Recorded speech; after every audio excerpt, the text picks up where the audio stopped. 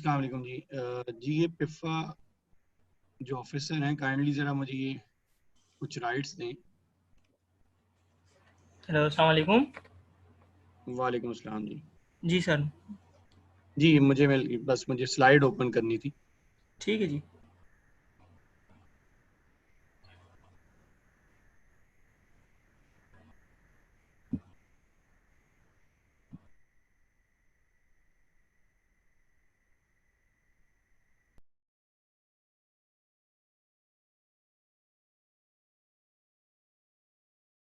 अस्सलाम वालेकुम students.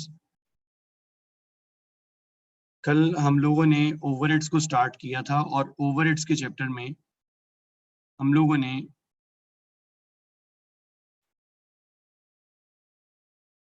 Allocation पर बात की थी, अपोर्शनमेंट पे बात की थी और फिर हमने रीअपोर्शनमेंट पे बात की थी।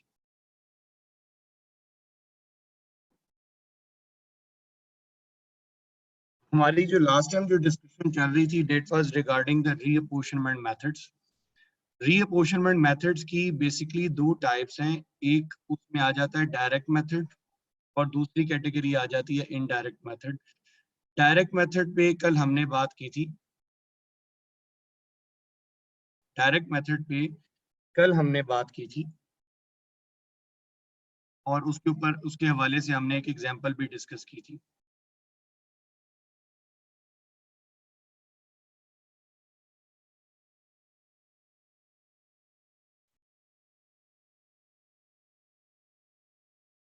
जो डायरेक्ट मेथड है उसके हवाले से हमने ये बात की थी कि जो आपके स्टोर्स और जो मेंटेनेंस डिपार्टमेंट्स होते हैं, स्टोर्स एंड मेंटेनेंस डिपार्टमेंट्स जो होते हैं, अगर ये दोनों सर्विस सेंटर्स हैं, अगर ये आपस में एक दूसरे को सर्विस नहीं देते, यानी कि ये सिर्फ सर्विस दे रहे हैं प्रोडक्शन डिपार्टमेंट्स को, यानी कि ये सिर्फ और सिर्फ प्रोडक्शन डिपार्टमेंट्स को सर्विस देंगे, आपस में एक दूसरे को कोई सर्विस नहीं देते। तो अगर कोई ऐसी सिचुएशन है कि जिसमें ये दोनों सर्विस सेंटर्स एक दूसरे को सर्विस नहीं दे रहे, तो ऐसी सिचुएशन में हम लोग डायरेक्ट मेथड जो है वो यूज करते हैं।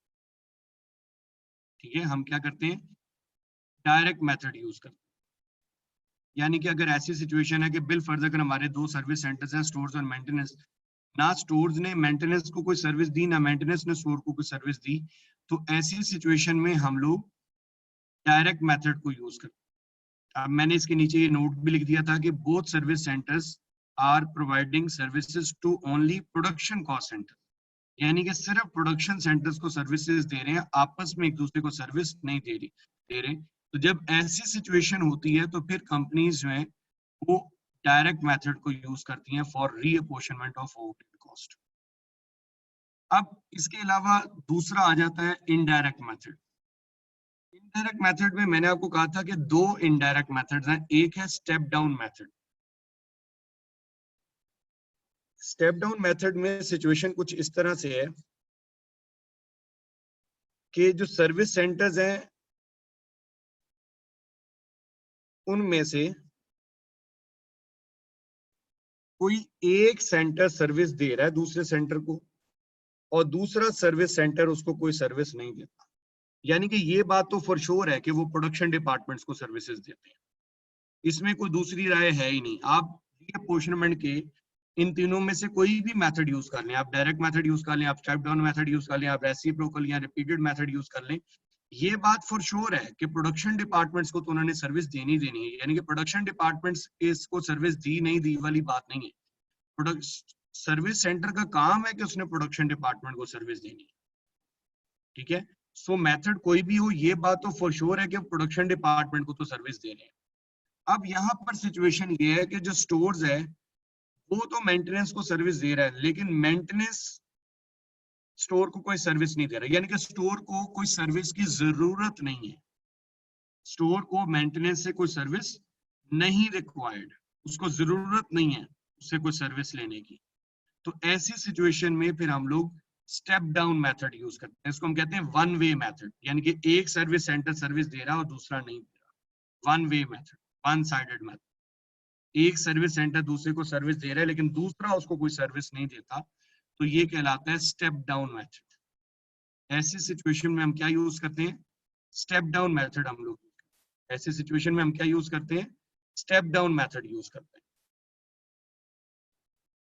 अब ये मतलब ये भी हो सकता है कि मेंटेनेंस सर्विस दे और स्टोर्स ना दे, ये जरूरी नहीं कि स्टोर ने ही सर्विस देनी और मेंटेनेंस नहीं देनी। वो क्वेश्चन में आपको कोई ना कोई ऐसा क्लू जरूर दे देगा जिससे आप ये डिटरमिन कर सकेंगे कि कौन सा सर्विस सेंटर दूसरे को सर्विस दे रहा है और दूसरा उसको कोई सर्विस नहीं दे रहा। तो जब ये सिचुएशन हो कि एक सर्विस सेंटर सर्विस दे रहा है और दूसरा सर्विस सेंटर उसको सर्विस नहीं देता, तो फिर ऐसी सिचुएशन में हम लोग स्टेप डाउन मेथड यूज करते हैं। अच्छा, अब ये जो स्टेप डाउन मेथड है, ये एक ऐसा मेथड है, वाहिद मेथड है जिसमें सीक्वेंस मैटर करता है। यानी कि ये वाहिद मेथड है जिसमें क्या है, सीक्वेंस मैटर करता है कि पहले किसको रीअपोर्शन करें। इसके अलावा बाकी जो दो मेथड्स हैं, जैसे डायरेक्ट मेथड है या रेसिप्रोकल मेथड है, ठीक है, जो बाकी जो दो मेथड्स हैं, जी स्टूडेंट्स आप लोगों को स्क्रीन शो हो रही है?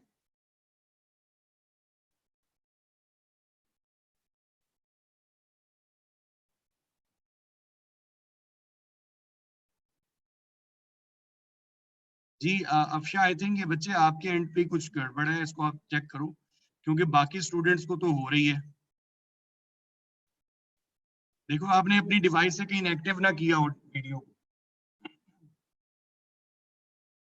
तो बेसिकली क्या चीज है कि अब इसमें सीक्वेंस मैटर करता है कि पहले हम किसको रीअपोर्शन करें और बाद में, यानी कि ये सीक्वेंस आपके स्टेप डाउन मेथड में काउंट करता है।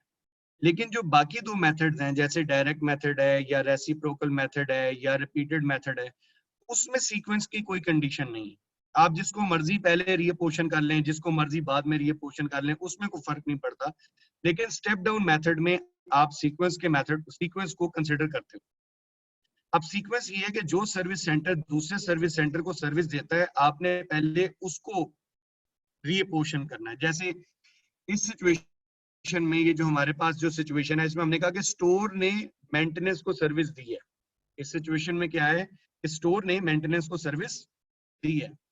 तो अगर स्टोर ने मेंटेनेंस को सर्विस दी है, तो पहले स्टोर्स को रीअपोर्शन किया जाएगा। पहले किसको रीअपोर्शन किया जाएगा? स्टोर्स को रीअपोर्शन किया जाएगा।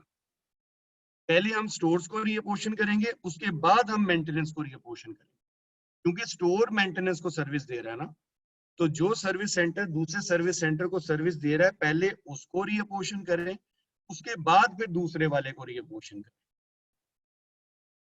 ठीक है, तो ये इसमें एक सीक्वेंस वाली जो कंडीशन है वो इसमें अप्लाई होती है स्टेप डाउन मेथड में, कि जो सर्विस सेंटर आपको दूसरे सर्विस सेंटर को सर्विस दे रहा है, पहले उसको आप रीअपोर्शन करेंगे, उसके बाद दूसरे को करेंगे। इसकी भी एक लॉजिक है जो भी मैं आगे एग्जांपल के साथ आपके साथ डिस्कस करता हूँ। एग्जांपल नंबर 4 देखें आप लोग, सभी स्टूडेंट्स एग्जांपल 4 देखें, ये आपकी स्क्रीन पे शो हो रही है। इसमें क्या है कि जी स्टेप डाउन मेथड है, टोटल आफ्टर अपोर्शनमेंट। अपोर्शनमेंट के बाद जो टोटल आया प्रोडक्शन डिपार्टमेंट ए का वो 10,000, बी का जो आया वो 20,000 रुपीज है, स्टोर्स का जो टोटल है वो 500 रुपीज है, और जो मेंटेनेंस का टोटल है दैट इज 200 रुपीज। तो ये हमारे पास कॉस्ट है, ये हमारे पास ओवरहेड वैल्यूज हैं आफ्टर अपोर्शनमेंट। ये हमारे पास वैल्यूज हैं आफ्टर अपोर्शनमेंट। ठीक है, अब वो कहता है कि जब हम स्टोर्स को रीअपोर्शन करेंगे, यानी कि इस वैल्यू को 500 को, तो इस 500 का 40% ए को जाएगा, 50% बी को जाएगा और 10% मेंटेनेंस को चार्ज होगा। यानी कि अब आप ये देखो, स्टोर से मेंटेनेंस में दूसरे सर्विस सेंटर में 10% वैल्यू जा रही है, यानी कि स्टोर अपनी कॉस्ट का 10% मेंटेनेंस को भी चार्ज कर रहा है। स्टोर अपनी कॉस्ट का मेंटेनेंस को चार्ज क्यों करेगा, सवाल है। स्टोर अपनी कॉस्ट का 10% मेंटेनेंस को क्यों चार्ज करेगा? क्योंकि स्टोर ने मेंटेनेंस को सर्विस दी है, क्योंकि स्टोर ने मेंटेनेंस को सर्विस दी है, तो इसका मतलब स्टोर का जो खर्चा हुआ है उसमें कुछ रीजन मेंटेनेंस डिपार्टमेंट की भी है। तो लिहाजा जब स्टोर अपनी कॉस्ट प्रोडक्शन सेंटर ए और बी को चार्ज करेगा तो उसमें से कुछ पोर्शन वो मेंटेनेंस को भी चार्ज करेगा, जितने परसेंट सर्विस उसने मेंटेनेंस को दी है। एग्री? जितने परसेंट सर्विस उसने मेंटेनेंस को दी है तो वो उनको भी जो है उसको भी मेंटेनेंस को भी वो अपनी कॉस्ट का 10% चार्ज करेगा। अब जब हम बात करते हैं कि मेंटेनेंस डिपार्टमेंट, तो मेंटेनेंस का टोटल है 200। एग्री? तो जब हम मेंटेनेंस को रीअपोर्शन करते हैं तो मेंटेनेंस अपनी कॉस्ट का 60% ए को चार्ज कर रहा है, 40% बी को चार्ज कर रहा है और स्टोर्स को कुछ भी चार्ज नहीं कर रहा, जीरो। स्टोर्स को मेंटेनेंस से स्टोर्स को कुछ भी नहीं जा रहा, 0%। इसका मतलब ये हुआ, ये क्यों नहीं उसको चार्ज कर रहा? क्योंकि मेंटेनेंस ने स्टोर को कोई सर्विस नहीं दी। जब मेंटेनेंस ने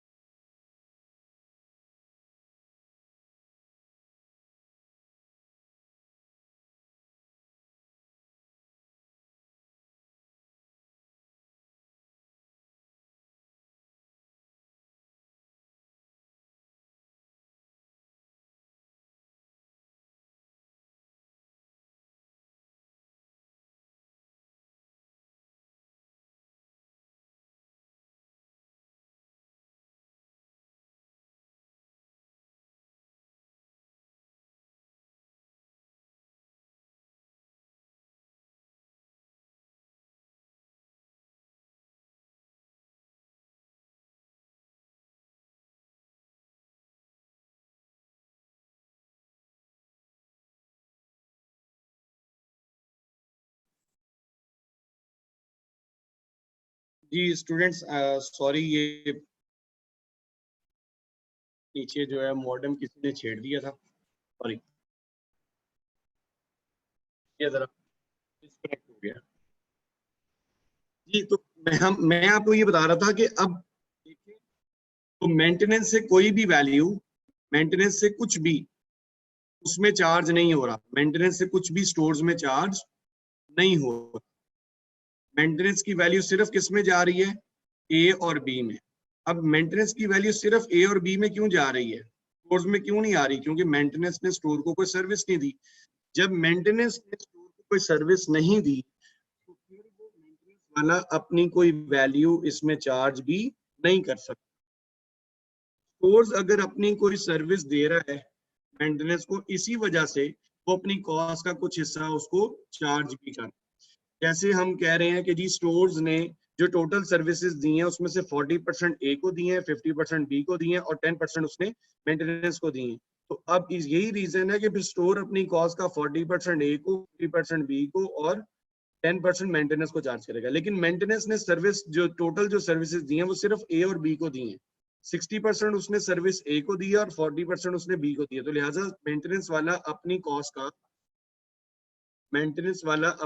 का 40%, 60% जो है वो चार्ज करेगा ए को और 40% चार्ज करेगा बी को, और स्टोर्स को कुछ भी चार्ज नहीं करेगा क्योंकि उसने स्टोर को कोई सर्विस नहीं दी है। Agree students? आपको आवाज आ रही है, समझ आ रही है? सब हाजिर हैं? गुड। सो अब पॉइंट ये है कि ये सिचुएशन आपके सामने, ठीक है। अब करना इसमें हमने इस तरह से है कि हमने स्टोर्स और मेंटेनेंस की रीअपोर्शनमेंट करनी है। जैसे कि अभी हम प्रीवियसली भी बात कर रहे थे कि जो स्टेप डाउन मेथड है इसमें ये कंडीशन है कि हम पहले किसको रीअपोर्शन करेंगे और बाद में किसको रीअपोर्शन करेंगे। तो जो आपको जो सर्विस सेंटर दूसरे सर्विस सेंटर को सर्विस देता है, पहले आप उसको रीअपोर्शन करते हैं। जैसे अब इस सिनेरियो में ये जो क्वेश्चन हमारे सामने है, इसमें स्टोर्स ने मेंटेनेंस को सर्विस दी है, तो हम लोग पहले क्या करेंगे, हम पहले स्टोर्स को रीअपोर्शन करेंगे। हम पहले क्या करेंगे, स्टोर्स को रीअपोर्शन करेंगे। तो सॉल्व करके देखते हैं। सबसे पहले इसका सॉल्यूशन हम यहाँ पे लिखते हैं। इनका अपना जो बैलेंस है, ए का बैलेंस है 10,000, बी का बैलेंस है 20,000 और स्टोर्स का बैलेंस है 500 और मेंटेनेंस का बैलेंस है 200। एग्री? अब जब हमें इसको रीअपोर्शन करना है स्टोर्स, क्योंकि स्टोर उसको सर्विस दे रहा है तो लिहाजा स्टोर्स अपनी कॉस्ट स्टोर्स की को हम पहले रीअपोर्शन करें। स्टोर्स की वैल्यू है $500, 500 रुपीज। अब इस 500 का 40% जो कि 200 बनता है वो हम चार्ज करेंगे किसको, ए को। ये कैसे हमने निकाला, 40/100, क्योंकि हमारी टोटल बेस जो है वो 100% के बराबर बन रही, इनटू 500 हम, तो ये आ गया। इसी तरह अगली वैल्यूज भी निकलेंगी, 50/100 इंटू 500, तो ये हमारे पास आ जाएगा इसका 250 और 10% हम इसमें चार्ज करेंगे तो ये क्या आ जाएगा 50। अब हम इसको क्या करेंगे, हम इनको नेट करेंगे, यानी कि स्टोर्स को रीअपोर्शन करने के बाद ए का टोटल हो गया 10,200, बी का टोटल हो गया 20,250, स्टोर्स का बैलेंस क्या हो गया निल, और मेंटेनेंस का बैलेंस क्या आ गया 250। अब बेसिकली स्टोर्स को पहले रीअपोर्शन क्यों किया गया, स्टोर्स को पहले रीअपोर्शन इसलिए किया गया क्योंकि जो मेंटेनेंस का बैलेंस था 200, ये हमारा फाइनल बैलेंस नहीं था, क्योंकि इसमें अभी इस 200 में अभी वो अमाउंट भी ऐड होनी है जो स्टोर से मेंटेनेंस को चार्ज होगी। फिर हमारे पास मेंटेनेंस का टोटल बैलेंस आएगा जिसके ऊपर हम रीअपोर्शनमेंट करेंगे। यानी कि स्टोर्स को पहले रीअपोर्शन करने की जो वजह थी वो ये है, स्टोर्स को पहले रीअपोर्शन करने की रीजन ये है कि स्टोर से कुछ वैल्यू मेंटेनेंस में जाएगी। स्टोर से जब वैल्यू मेंटेनेंस में जाएगी तो फिर मेंटेनेंस डिपार्टमेंट का टोटल हमारे पास आएगा। अब जब हम मेंटेनेंस को रीअपोर्शन करेंगे तो हम इस वैल्यू को रीअपोर्शन करेंगे, इस 200 को नहीं करेंगे। समझ में आई? स्टेप डाउन मेथड में स्टूडेंट्स अक्सर जो गलती करते हैं वो यहाँ पर करते हैं। वो क्या कर रहे होते हैं, वो जब उसको जैसे अब ये सिचुएशन है मेंटेनेंस को रीअपोर्शन करना है, तो वो क्या कर रहे होते हैं कि जी मेंटेनेंस का टोटल तो 200 था, लिहाजा 200 को हम रीअपोर्शन करेंगे। गलत है। अगर 200 को ही करना था तो फिर स्टोर्स को पहले रीअपोर्शन करने की क्या वजह थी? स्टोर्स को पहले रीअपोर्शनमेंट करने की वजह यही थी कि स्टोर से कुछ वैल्यू अभी मेंटेनेंस में जानी थी। तो स्टोर से 10% आपका मेंटेनेंस में गया तो 200 + 50 कितना हो गया 250। तो हम 250 के ऊपर रीअपोर्शनमेंट। अब अगर देखें हम मेंटेनेंस को रीअपोर्शन करते हैं तो याद रहे कि मेंटेनेंस का बैलेंस 250 है जिसकी रीअपोर्शनमेंट हो। अब इस 250 का इस 250 का 60% जो कि बन जाता है 150, ए को चार्ज होगा। 40% बन जाता है 100, वो बी को चार्ज होगा। और स्टोर्स में कुछ भी चार्ज नहीं होगा, क्योंकि स्टोर को इसने स्टोर को कोई सर्विस ही नहीं दी। जब इसने स्टोर को कोई सर्विस नहीं दी तो फिर ये अपनी कॉस्ट भी स्टोर को चार्ज नहीं कर सकता। जी स्टूडेंट्स गॉट इट। अब हम क्या करेंगे, अब हम इनको नेट ऑफ करेंगे। अब जब हमने इसको नेट ऑफ किया तो ये बैलेंस आया 10,350। फिर हमने इसको टोटल किया, ये हमारे पास आया 20,350। ये बैलेंस आया नील और ये बैलेंस आया नील। और ये हमारे पास क्या आ जाएगा,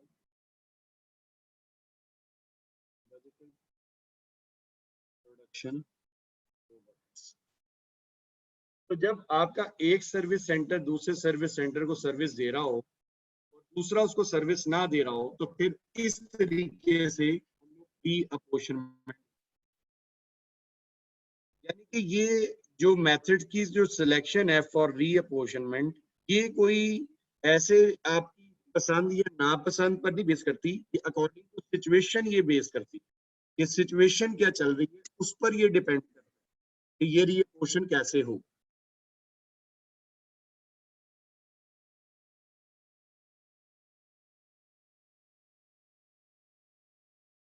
agree? Any questions? Any questions जी?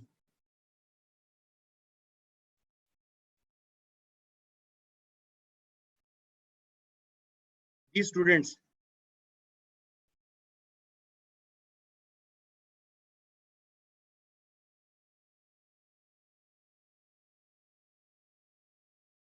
ओके। तो स्टेप डाउन मेथड क्लियर है आपको? ओके। अब आते हैं रेसिप्रोकल मेथड। जो रेसिप्रोकल मेथड है, यानी कि इसके साथ जो दूसरा मेथड है, रेसिप्रोकल मेथड कब यूज होता है? हम रेसिप्रोकल मेथड को कब यूज करते हैं?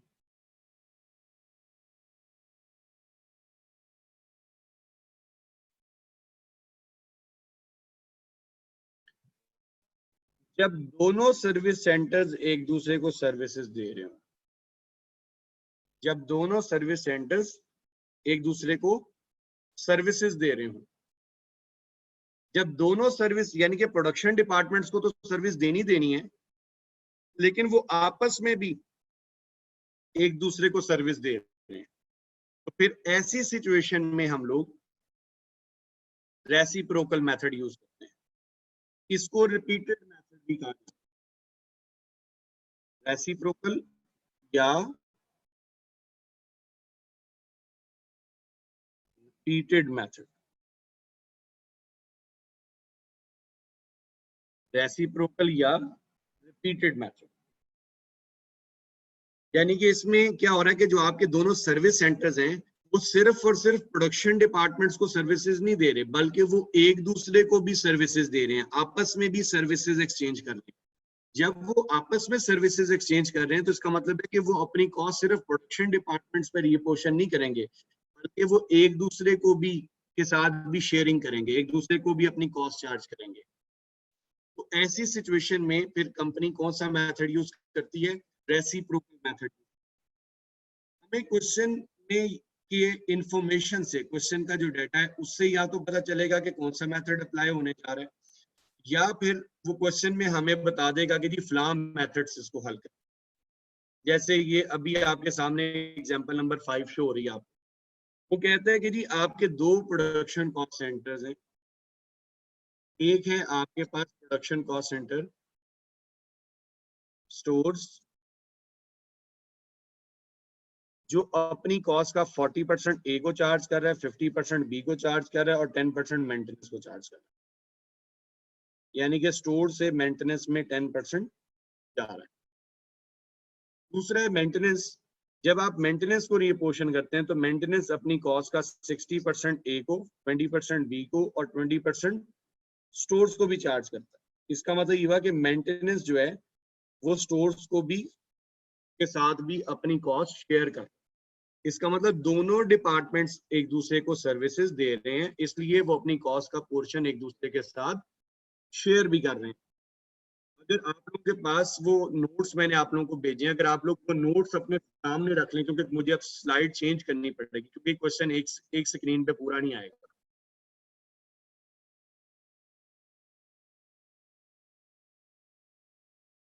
Production cost centre A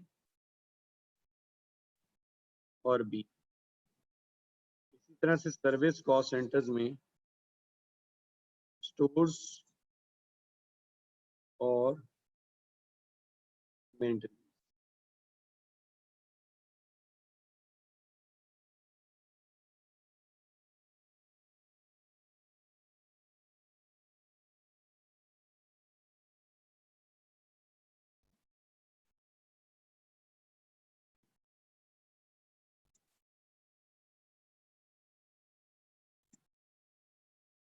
after अपॉर्चुनमेंट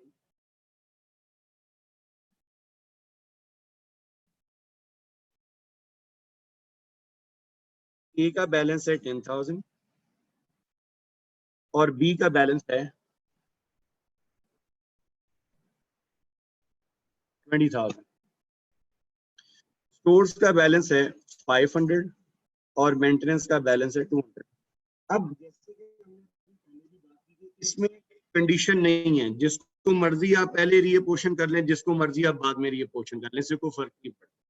वो सिर्फ स्टेप डाउन मेथड है।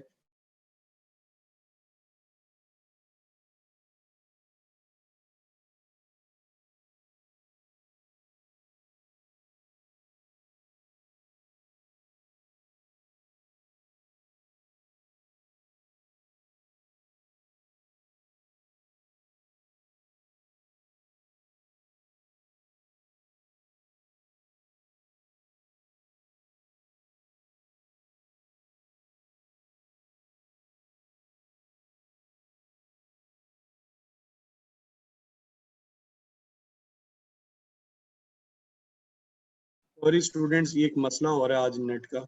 इस टाइम पे आपको भी पता है कि इस टाइम पे जो है इशू आ जाता है। जी, अब आवाज आ रही है आपको? इसलिए आई प्रेफर्ड की क्लास जो है ना वो 6 बजे से पहले पहले हो जाया करे, क्योंकि हमारे साइड पे ना थोड़ा सा इशू है नेटवर्क का, या इस टाइम यूजर्स ज्यादा हो जाते हैं साइड। अच्छा, अब जब हम स्टोर्स को रीअपोर्शन करेंगे, स्टोर्स अपनी कॉस्ट का 40% चार्ज कर रहा है ए को, 50% चार्ज कर रहा है बी को और 10% ये चार्ज कर रहा है मेंटेनेंस। 10% ये चार्ज कर रहा है किसको? Maintenance, which is 50।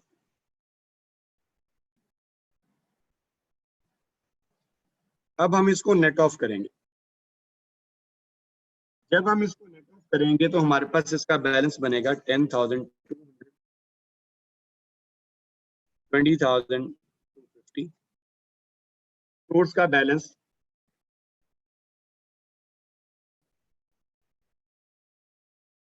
स्टोर्स का बैलेंस नील और मेंटेनेंस का बैलेंस।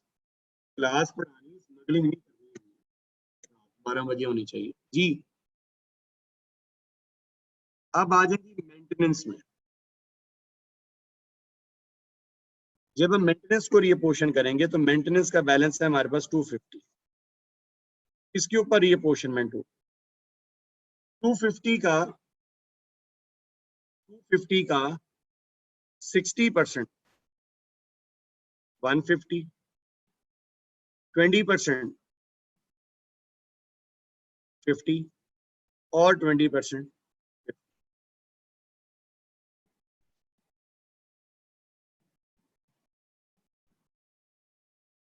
ये बैलेंस बन जाता है हमारे पास 10,350, 20,300। अब देखें स्टोर्स में फिर से बैलेंस आ गया। क्योंकि रीअपोर्शनमेंट का एक पर्पस ये भी था कि हमारे सर्विस सेंटर्स जो हैं, हमारे जो सर्विस सेंटर्स हैं, उनके बैलेंसेस क्या हो जाने चाहिए, नील हो जाने चाहिए। हमारे सर्विस सेंटर्स के बैलेंसेस क्या हो जाने चाहिए, नील हो जाने चाहिए। एक पर्पस ये भी था इसका, ठीक है। तो लेकिन स्टोर तो नील नहीं हुआ। अब जब स्टोर नील नहीं हुआ तो स्टोर को एक बार फिर रीअपोर्शन करेंगे और स्टोर के इस अमाउंट के ऊपर रीअपोर्शनमेंट होगी। बेस इंफॉर्मेशन हमारी वही रहेगी, बेस इंफॉर्मेशन चेंज नहीं होगी, सिर्फ वो अमाउंट चेंज होती जाएगी जिसको हमने रीअपोर्शन करना है। सिर्फ और सिर्फ क्या होगी, अमाउंट चेंज होती जाएगी जिसको हमने क्या करना है, रीअपोर्शन करना। तो स्टोर्स का बैलेंस हमारे पास है 50 का 40% इज 20, 50 का 50% 25 और 50 का 10% 5। यानी कि अब जब हम इसको नेट ऑफ करेंगे तो हमारे पास ये बैलेंस बना 10,370, 20,325, स्टोर्स का बैलेंस नील और मेंटेनेंस का बैलेंस 5। अब क्योंकि मेंटेनेंस में फिर बैलेंस आ गया, हम मेंटेनेंस को फिर रीअपोर्शन करेंगे, इसीलिए हम इसको रिपीटेड मेथड भी करते हैं। क्योंकि इसमें जिस प्रोडक्ट सेंटर को हमने एक दफा रीअपोर्शन कर दिया है, उसको बार बार रीअपोर्शन करना पड़ता है। और ये तब तक प्रोसेस इसी तरह चलता जाएगा जब तक ये दोनों सर्विस सेंटर्स नील नहीं हो जाते। दोनों सर्विस सेंटर्स की बेस इंफॉर्मेशन वही रहती है, दोनों सर्विस सेंटर्स की बेस इंफॉर्मेशन वही रहती है, सिर्फ वो अमाउंट चेंज होती जाएगी। अमाउंट चेंज का मतलब है कि अमाउंट रिड्यूस होती जाएगी जिसको रीअपोर्शन करना। जब हम मेंटेनेंस को रीअपोर्शन करेंगे, मेंटेनेंस का 60% ए को, 20% बी को और 20% ये स्टोर्स को चार्ज करेंगे। अब जब हम इसको नेट ऑफ करेंगे तो ये बैलेंस बन गया 10,370 और ये बैलेंस बन गया 20,326। स्टोर्स में फिर से बैलेंस 1 आ गया और मेंटेनेंस का बैलेंस क्या हो गया, नील हो गया। मेंटेनेंस का बैलेंस क्या हो गया, नील हो गया। अब स्टोर्स में फिर बैलेंस जो है वो 1 शो हो रहा है। अब इसका मतलब है कि स्टोर्स की फिर रीअपोर्शनमेंट करनी पड़ेगी। अच्छा, आप यहाँ पर मेरी एक बात गौर से सुनो। जब आपके पास एंड पे 1 या 2 बच रहा हो, यानी कि इतनी माइनर वैल्यू रह जाए कि अगर हम इसको फर्दर रीअपोर्शनमेंट करें, यानी कि अगर हम इसको फर्दर रीअपोर्शन करेंगे तो हमारी जो डिपार्टमेंट्स में जो वैल्यू है वो लेस देन 1 वैल्यू जाएगी। यानी कि अब जैसे 1 है तो 1 का अगर मैं 40% ए को चार्ज करूं तो वो 0.4 आएगा, 1 नहीं आएगा, यानी कि लेस देन 1 हो गया। बी को चार्ज करूं तो 50% मतलब 0.5। अगर मैं मेंटेनेंस को चार्ज करूं 10% तो इसका मतलब 0.1। तो हमने डिपार्टमेंट्स में लेस देन 1 वैल्यू नहीं लिखनी। जब एंड पे 1 या 2 बच जाए तो फिर हम क्या करेंगे, हम फिगर्स को राउंड ऑफ करना शुरू कर देंगे। हम फिगर्स को क्या करेंगे, राउंड ऑफ करना शुरू कर देंगे। अब राउंडिंग ऑफ कैसे होगी, स्टोर्स का ये जो 1 है, इसकी सब स्टोर की सबसे ज्यादा परसेंटेज किस में चार्ज होती है, बी में। हम ये पूरा 1 बी को चार्ज कर देंगे और बाकी ए और मेंटेनेंस में और ए में हम 0 लिख देंगे। अगर लेट्स सपोज यहाँ 2 बचा होता तो ए और बी को 1 चार्ज कर देते, ए और बी को 1 चार्ज कर देते और मेंटेनेंस को कुछ भी चार्ज ना करते, क्योंकि मेंटेनेंस में वैल्यू कम है। तो ये 10,373 और ये वैल्यू आ जाएगी 20,327 और इसका बैलेंस बनेगा नील और इसका बैलेंस भी क्या बनेगा, नील। और ये कहलाएंगे बजटेड प्रोडक्शन।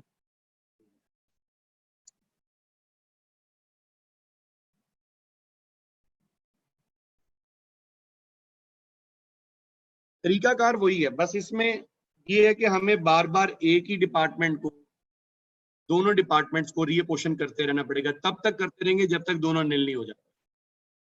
जी स्टूडेंट्स, इसमें कोई इशू, किसी को कोई कंफ्यूजन? इसमें किसी को कोई इशू, कोई कंफ्यूजन?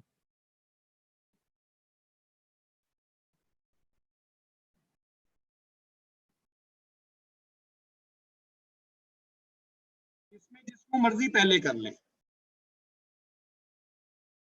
कोई कंडीशन नहीं है, जिसको मर्जी आप पहले कर सकते।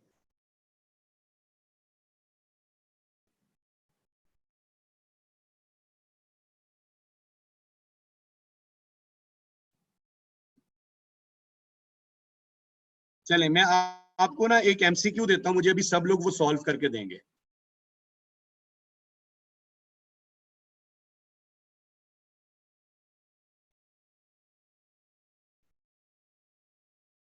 मैं आप लोगों को भी एक एमसीक्यू देता हूं, आप सब लोगों ने मुझे वो सॉल्व करके देने हैं,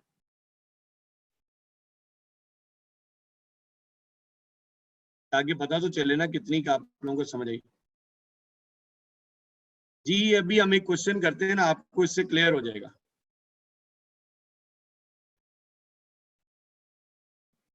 क्वेश्चन का जो डाटा होता है ना, क्वेश्चन के डाटा से क्लियर हो जाती है चीज।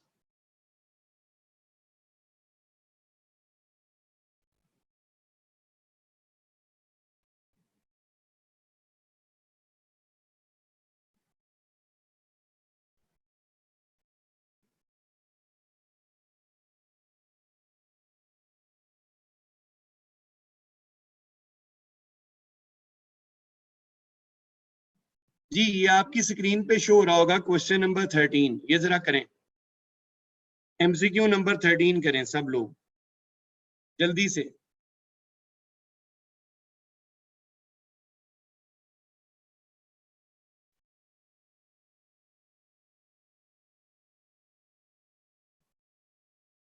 ये आपकी स्क्रीन पे आ रहा है, पेज नंबर रहने दें,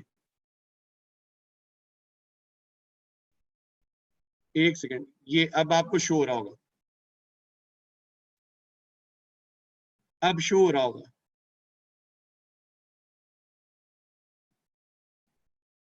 ये क्वेश्चन नंबर 13 है।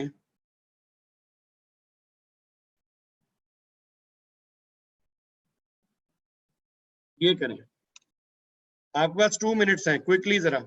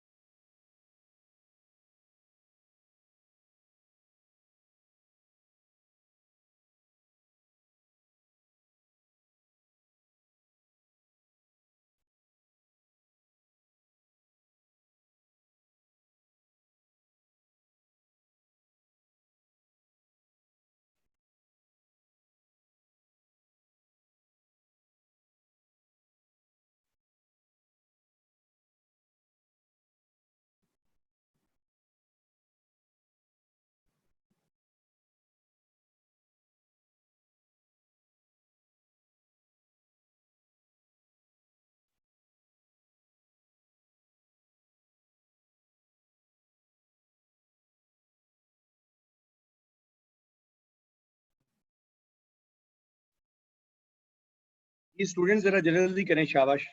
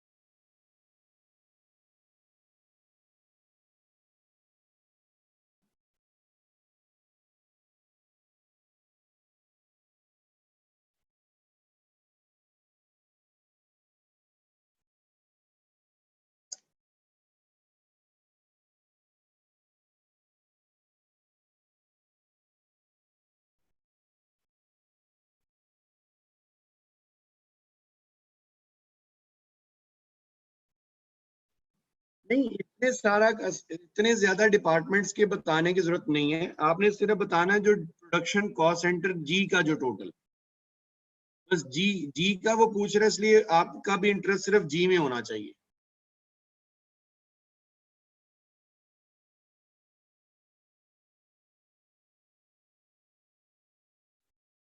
जी ये 774 जिनका भी आईडी है, आप लोग इसका मतलब के में अगर 900 आ रहा है तो उसका मतलब है कि अभी के मजीद रीअपोर्शन हो सकता है।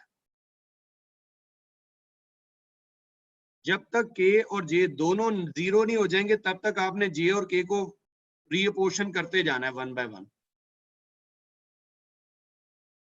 अभी तक सिर्फ 2 लोगों का आंसर ठीक है, बल्कि एक का ही है। पहले उन्होंने ऑप्शन लिखी थी, अब उन्होंने अमाउंट लिख के दे दी। नहीं 433 नहीं, कुछ गड़बड़ किया आपने।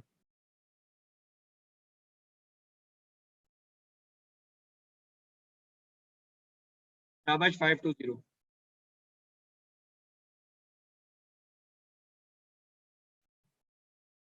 शाबाश 271। 271 जरा वैल्यू गौर से देखें, यही है जो आपने लिखी है।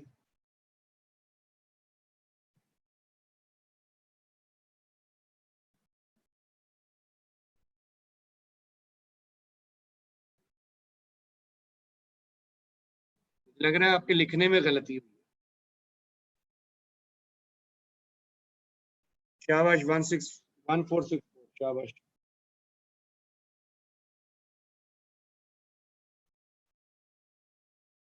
आप इसको किस मेथड से कर रहे हैं स्टूडेंट्स? जी 271 टाइपिंग एरर। नहीं नहीं, ये रेसिप्रोकल कहां से हो गया? ये स्टेप डाउन मेथड है। कौन कह रहा है ये रेसिप्रोकल मेथड है? ये स्टेप डाउन मेथड है। देखें, के से जब आप के को रीअपोर्शन कर रहे हैं तो के से वैल्यू 10,000 जे में आ रही है। क्या जे से के में कुछ गया है? नहीं। तो रेसिप्रोकल मेथड कैसे हो गया? रेसिप्रोकल मेथड तो तब होगा कि जे से भी कुछ के में जाए।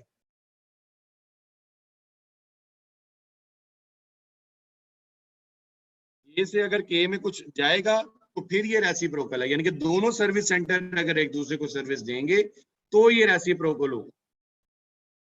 ये स्टेप डाउन मेथड है, क्योंकि सिर्फ के ने जे को सर्विस दी है। तो पहले के को रीअपोर्शन करें। देखें जी, मेरी एक बात सुने, इसमें कोई कंफ्यूजन वाली बात ही नहीं है। बात बड़ी सिंपल सी है। सब लोग एक छोटी सी, मैंने आपको एग्जांपल से इसको इलेबोरेट किया। वेट,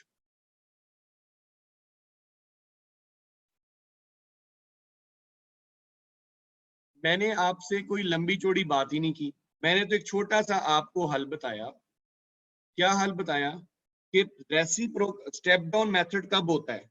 जब आपका एक सर्विस सेंटर दूसरे सर्विस सेंटर को सर्विस दे रहा हो, लेकिन दूसरा सर्विस सेंटर उसको कोई सर्विस ना दे रहा हो। यानी कि स्टोर से मेंटेनेंस को सर्विस गई, लेकिन मेंटेनेंस से स्टोर्स में कोई सर्विस नहीं आई, तो यहां पर इसका मतलब है कि ये स्टेप डाउन मेथड है। अब रहेगी बात कि हमें ये इसके क्वेश्चन से कैसे पता चलेगा, तो ये देखेंगे आपके सामने क्वेश्चन है। इस क्वेश्चन में जब आप स्टोर्स को रीअपोर्शन करते हैं तो स्टोर अपनी वैल्यू का 10% मेंटेनेंस को चार्ज कर रहा है। जब आप मेंटेनेंस को रीअपोर्शन करते हैं तो मेंटेनेंस से कुछ भी स्टोर में नहीं आता। दूसरी बात मैंने क्या की, मैंने कहा रिपीटेड मेथड या रेसिप्रोकल मेथड कब होगा? जब दोनों सर्विस सेंटर्स एक दूसरे को सर्विस दे रहे होंगे, यानी कि स्टोर से भी कुछ मेंटेनेंस में जा रहा होगा और मेंटेनेंस से भी स्टोर में कुछ आ रहा हो। जैसे कि ये आपके सामने एग्जांपल नंबर 5 जो भी मैंने सॉल्व करवाई। जब आप स्टोर्स को रीअपोर्शन करते हैं तो स्टोर अपनी कॉस्ट का 10% मेंटेनेंस को चार्ज करता है। जब आप मेंटेनेंस को रीअपोर्शन करते हैं तो मेंटेनेंस अपनी कॉस्ट का 20% स्टोर को चार्ज करता है। तो यहां पर दोनों सर्विस सेंटर्स एक दूसरे को सर्विसेज दे रहे हैं, सो यहां पर आपका रेसिप्रोकल मेथड बनता है। Coming back to the question,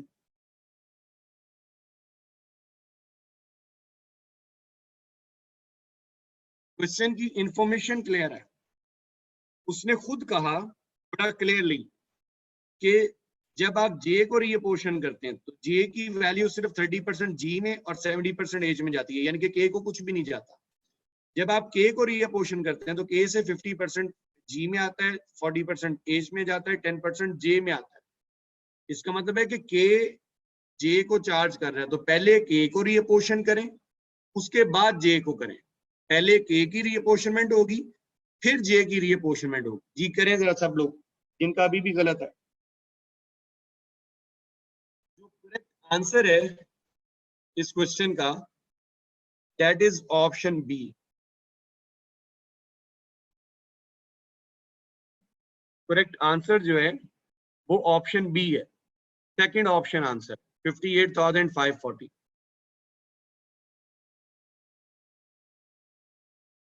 58,540 इसका फाइनल आंसर।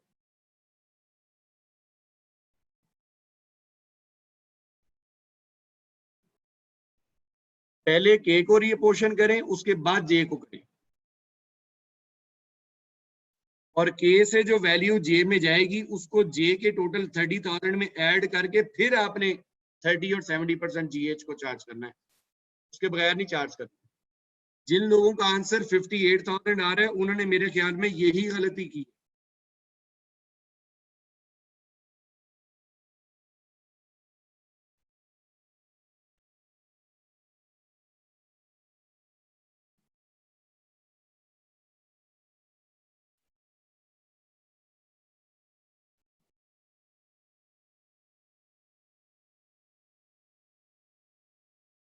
स्टूडेंट्स,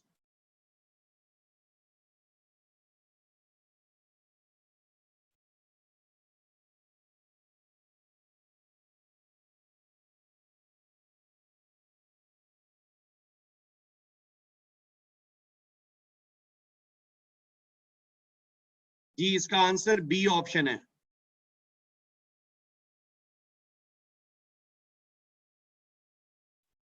क्या प्रोसीजर? रीअपोर्शनमेंट करनी है, आपने मेरा ख्याल अभी भी ज्वाइन किया है 433।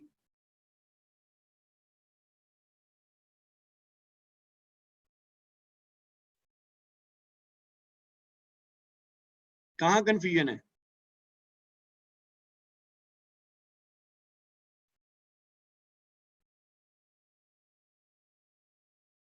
स्टेप डाउन में क्या कंफ्यूजन है बच्चे? ये आपके सामने है, रीअपोर्शनमेंट का फॉर्मूला वही अप्लाई होना है जो आपको पढ़ाया गया है। लाइक डिपार्टमेंट की base divided by total base. आपने कल बैठ के कुछ नहीं पढ़ा, इसी तरह डायरेक्ट आ गए हैं पढ़ने के लिए। वही फॉर्मूला है, कोई रॉकेट साइंस नहीं है। स्टेप डाउन में यह है कि एक सर्विस सेंटर दूसरे सर्विस सेंटर को सर्विस देता है। जैसे के ने के से जे में 10% जा रहा है, लेकिन जे से के में कुछ भी नहीं आया, यानी कि एक सर्विस सेंटर दूसरे सर्विस सेंटर को सर्विस दे रहा है और दूसरा उसको कोई सर्विस नहीं दे रहा, इसीलिए वो उसको कोई परसेंटेज भी चार्ज नहीं कर रहा। तो ऐसी सिचुएशन में फिर हम लोग स्टेप डाउन मेथड यूज करते हैं। ऐसी सिचुएशन में हम क्या यूज करते हैं? स्टेप डाउन मेथड यूज करते हैं। जी कुछ समझ में आया? 433। ये जब हमने एग्जांपल सॉल्व की थी उस टाइम आप कहां पर थे?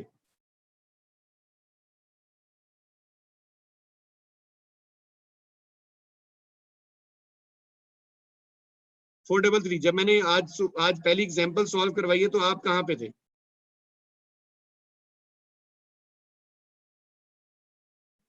तो बच्चे जब मैंने आपसे पूछा है कि आपको समझ आ गई, आपने मुझे कोई रिप्लाई नहीं दिया। आप मुझे उसी टाइम कहते कि सर मुझे नहीं समझ आई। अब मैंने उसके बाद जब आप पे एक बात छोड़ी है तो अब आप बैठे हुए हैं। इस तरह से थोड़ी बच्चे चलेगा कि हम मतलब घंटा घंटा पहले वेट करें और फिर आप आधे घंटे के बाद को जी मुझे तो इसकी लॉजिक ही नहीं समझ आई। यानी कि अगर मैं आपको ये सवाल करने को ना देता तो आपने ऐसे ही चले जाना था। क्या ख्याल है?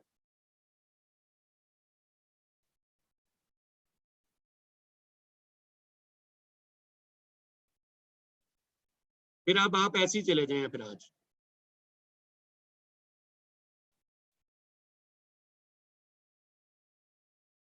जब कहा गया है कि आप लोग डेली जब एक चीज पढ़ाई जा रही है उस टाइम टीचर आपसे पूछता है कि भी क्लियर है, आप लोग कहें कि भी हाँ क्लियर है या नहीं क्लियर, तब भी बताएं कि भी नहीं क्लियर।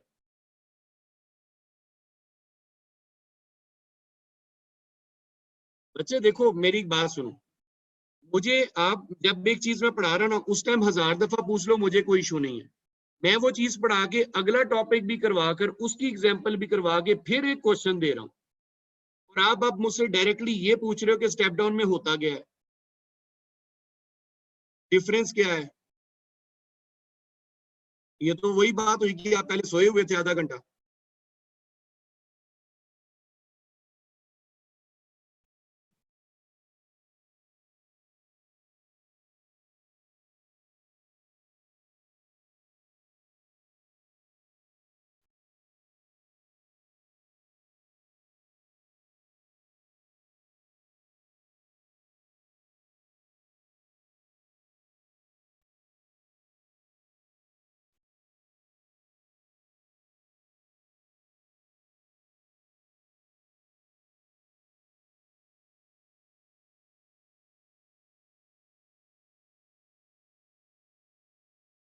चले जी।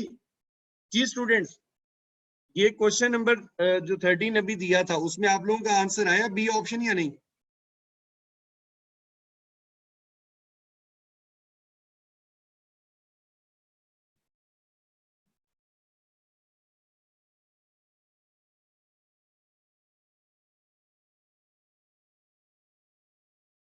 आप लोग अभी भी वही हिसाब रख के बैठे हैं कि हम नवाब हैं, जब हमारा दिल करेगा ये मुलाजिम है ये हमें बताएगा।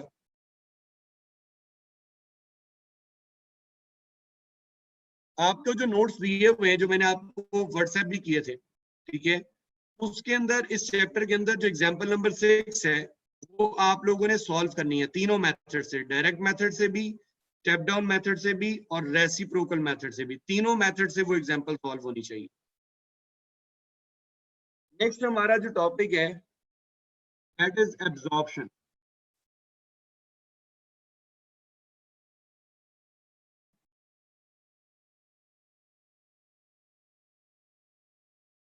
क्या रिपीट करना है?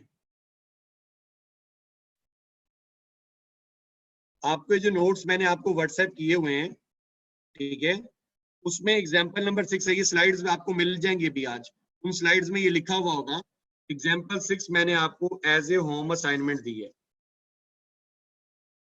ये एक ही एग्जाम्पल है, इसको आपने स्टेप डाउन मेथड से भी करना है, रेसिप्रोकल मेथड से भी करना है और डायरेक्ट मेथड से भी करना है, यानी कि तीनों मेथड से एग्जाम्पल आपने सॉल्व। जी एब्जॉर्प्शन।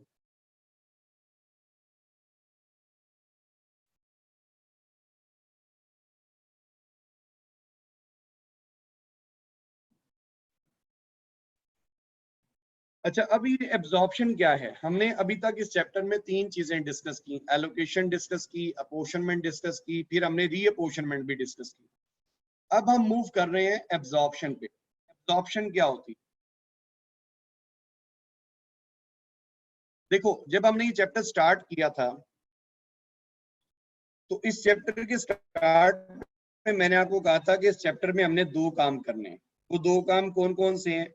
एक, हमने अपनी ओवरहेड एब्जॉर्प्शन, ओवरहेड जो कॉस्ट है, जो हमारे ओवरहेड्स हैं, एक तो हमने उसका एनालिसिस करना है। एक हमने क्या करना है? अपनी ओवरहेड कॉस्ट का एनालिसिस करना है।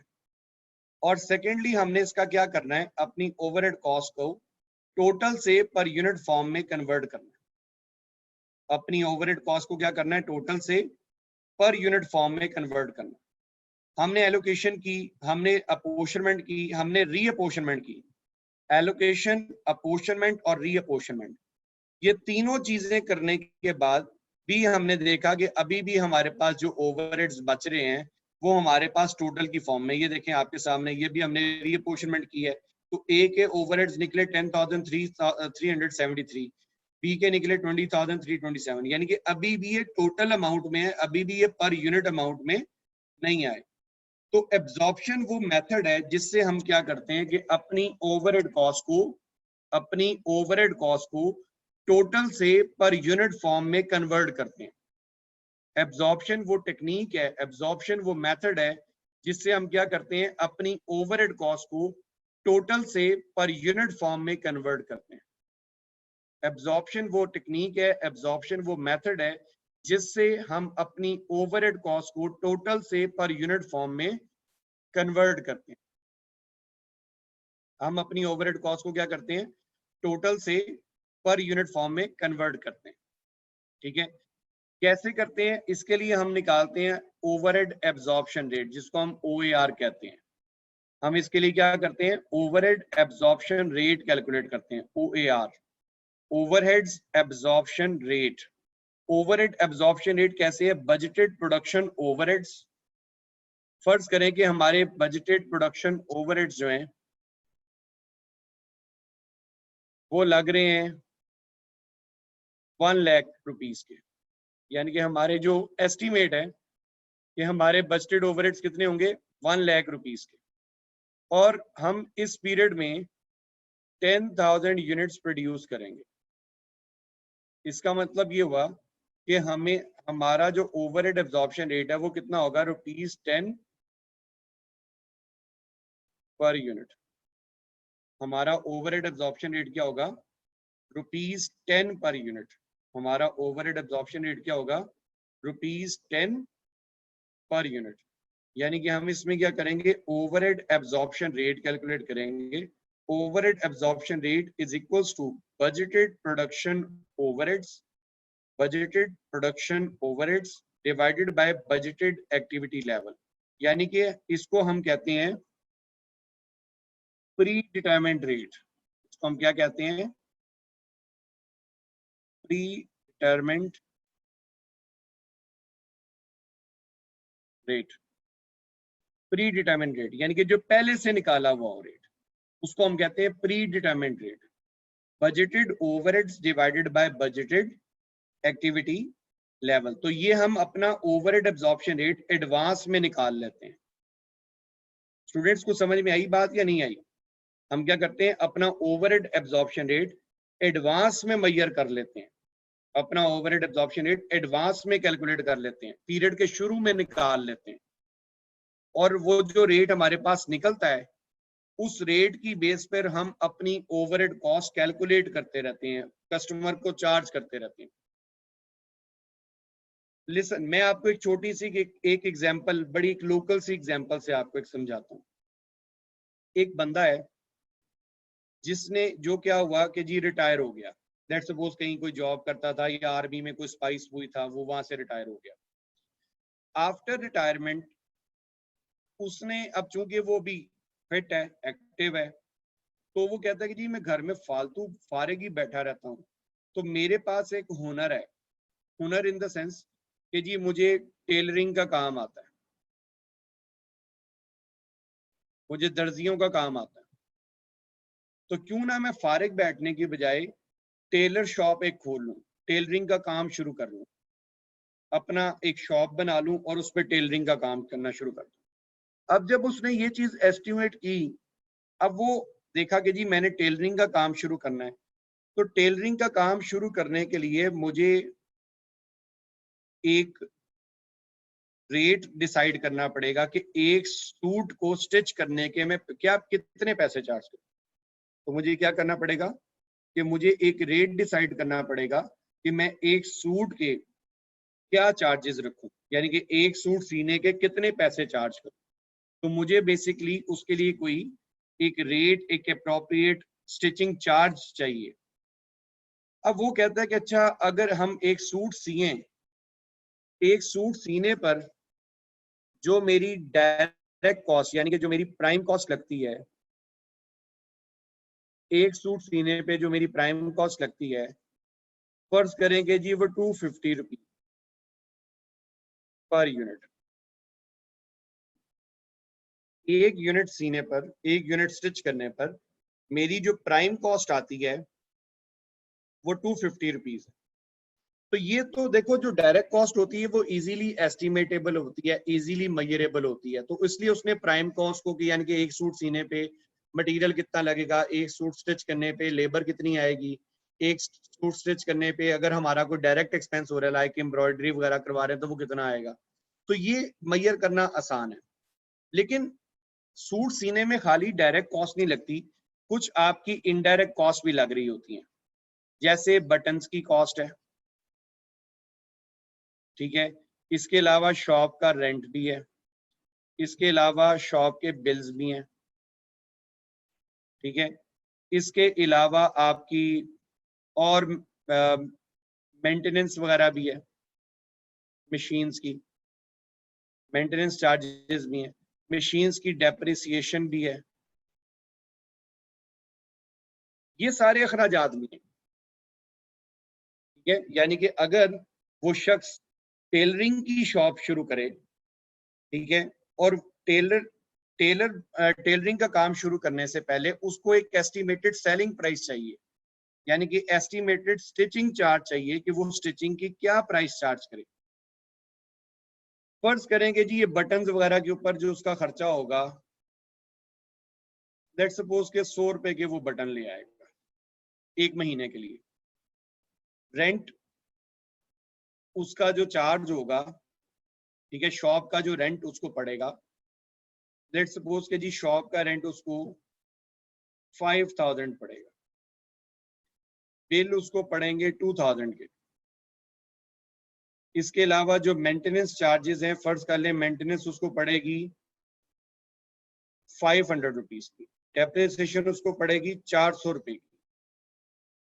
इसका मतलब उसकी टोटल ओवरहेड कॉस्ट ये कितनी बन जाएगी, 7000, 8000, यानी कि उसकी एस्टिमेटेड जो ओवरहेड कॉस्ट जिसको हम कहते हैं बजटेड ओवरहेड्स, वो 800 रुपया होंगे। इसका मतलब उसकी जो ओवरहेड कॉस्ट है वो 800 रुपीज है। डन। एक रफ आइडिया के मुताबिक,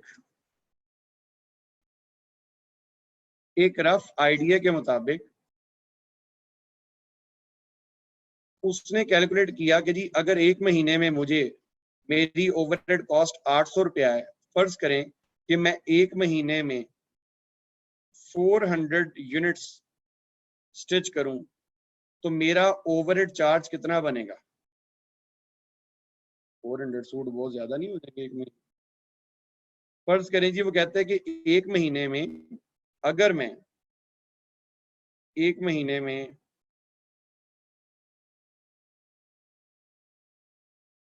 कितने सूट करें, चले 50 सूट कर लें, 50 सूट अगर वो स्टिच करे एक महीने में, तो उसको पर सूट कितनी ओवरहेड कॉस्ट पड़ती है, 40।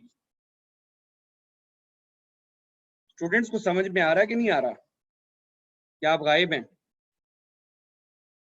यानी कि अगर अभी वो अपनी एस्टिमेटेड सेलिंग प्राइस निकालना चाह रहा, मैं भी कह रहा हूं कि कुछ गड़बड़ हो रही है कैलकुलेशन में, कि ये अमाउंट 800 है, तो अगर 8000 अमाउंट है,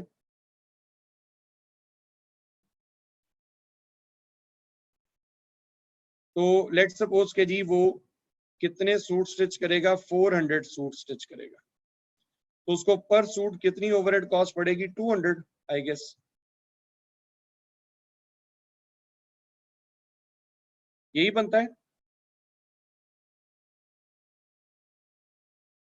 कि 20 आता है।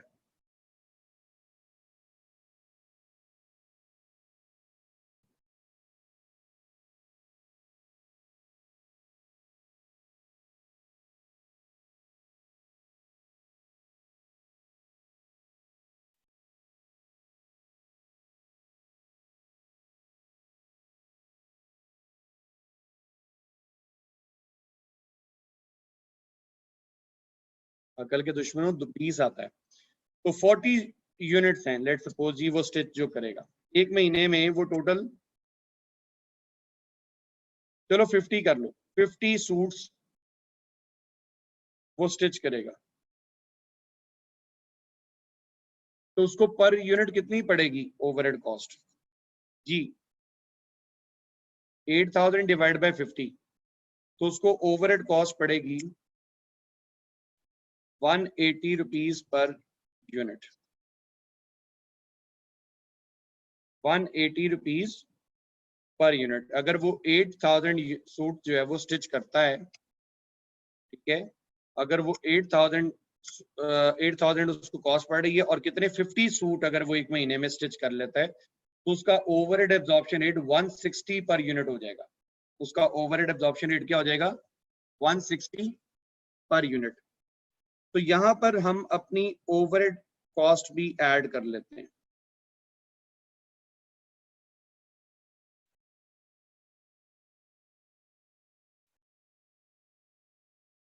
कितनी बनी टोटल कॉस्ट,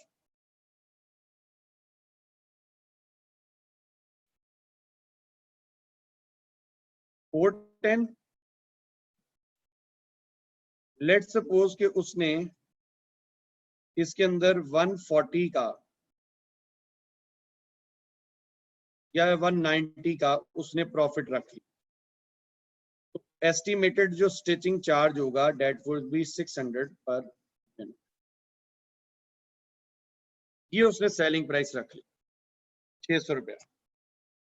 अच्छा, अब मेरी बात समझ में आई। हम लोग क्या करते हैं कि जब भी कोई पीरियड स्टार्ट होता है, तो हम अपनी इनडायरेक्ट कॉस्ट जो होती है उसको पहले डिटरमिन करते हैं इन एडवांस, एस्टिमेटेड डेटा की बेस पर। हम अपनी ओवरहेड कॉस्ट को एडवांस में मेजर करते हैं एस्टिमेटेड डेटा की बेस पे। क्यों?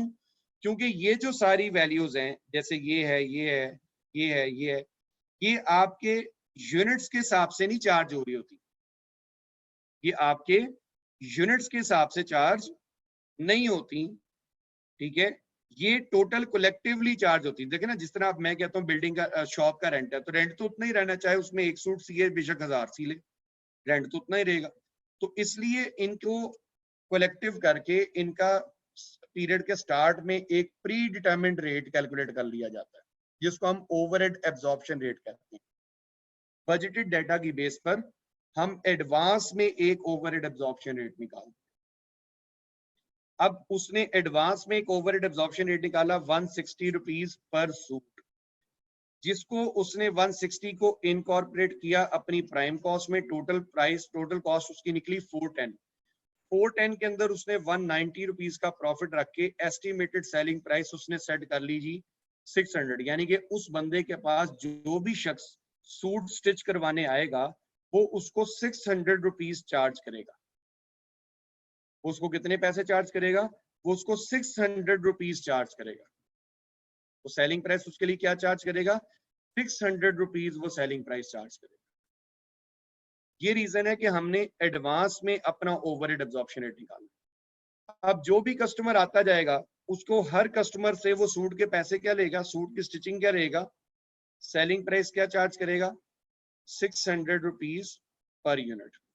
अब इस 600, जब वो कस्टमर को 600 रुपीज चार्ज करेगा, तो 600 रुपीज में से 250 की तो उसकी आ गई प्राइम कॉस्ट, ठीक है। इसके अलावा 160 के उसके ओवरहेड्स यानी कि बिजली के बिल के पैसे, रेंट के पैसे, मेंटेनेंस के, डेप्रिसिएशन के भी साथ साथ वो कस्टमर से कलेक्ट करता जाएगा और बकाया 190 का वो प्रॉफिट भी अर्न कर रहा होगा।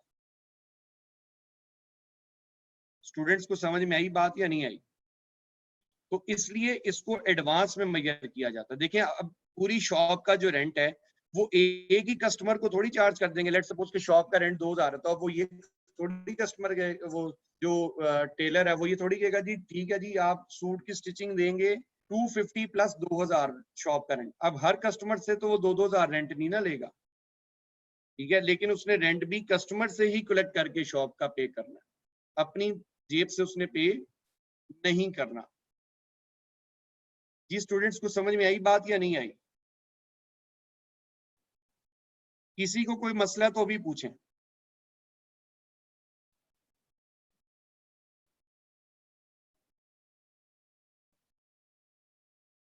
कि आपको कुछ ओवरहेड एब्जॉर्प्शन रेट का समझ में आया कि ओवरहेड एब्जॉर्प्शन रेट क्या होता है और हम इसको क्यों कैलकुलेट करते हैं?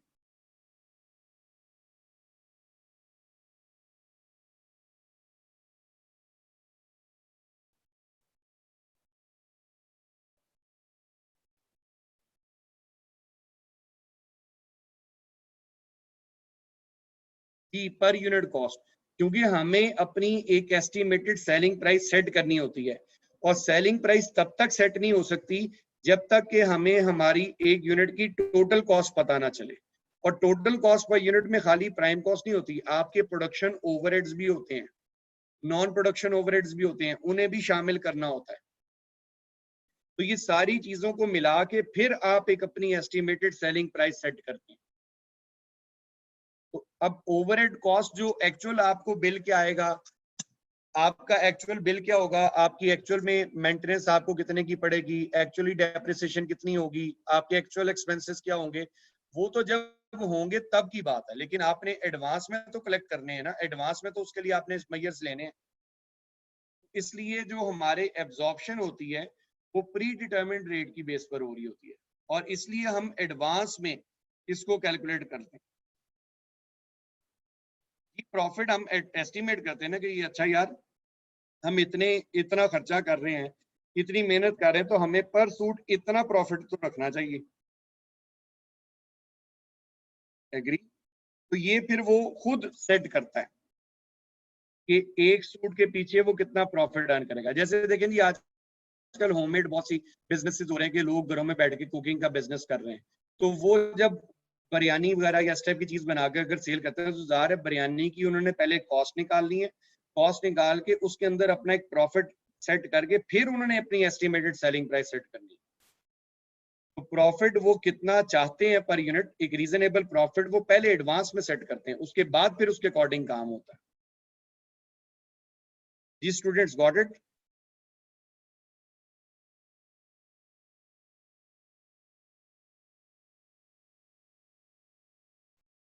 अच्छा अब हमने ये चीज तो डिस्कस कर ली है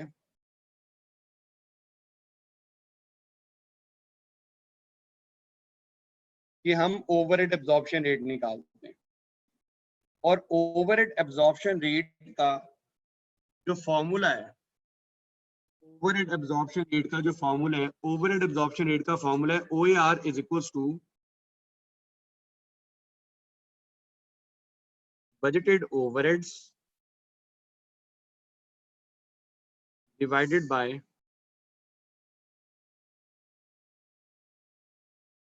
budgeted activity, budgeted overheads by budgeted activity level। ये ओवरहेड एब्जॉर्प्शन रेट का फॉर्मूला है। अब ये जो हम अपना ओवरहेड एब्जॉर्प्शन रेट, मैंने भी जैसे एग्जांपल दीजिए कि जी फर्ज करें कि आपके बजटेड ओवरहेड्स हुए, आपके बजटेड ओवरहेड्स हुए 1 लाख रुपीस के और एक बजटेड अंदाजे के मुताबिक आपने 10,000 यूनिट्स प्रोड्यूस किए, तो जो आपका ओवरहेड एब्जॉर्प्शन रेट जो आएगा डेट वुड बी 10 पर रुपीज पर यूनिट।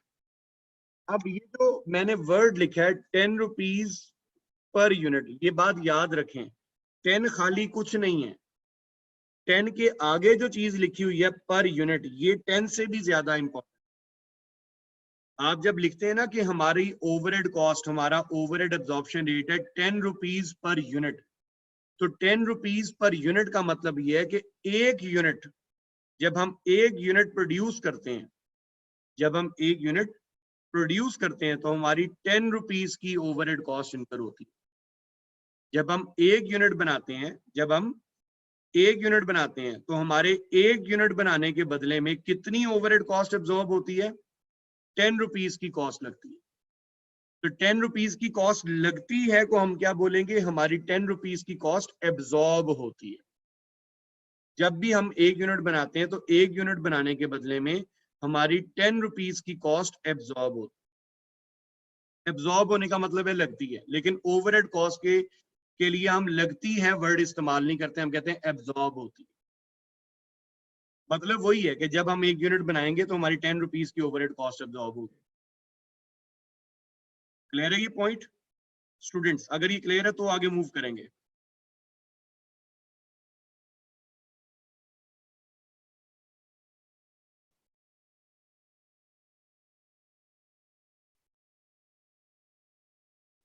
अब ओवरहेड एब्जॉर्प्शन रेट, जी किसी का कोई क्वेश्चन है तो पूछ लें अभी भी।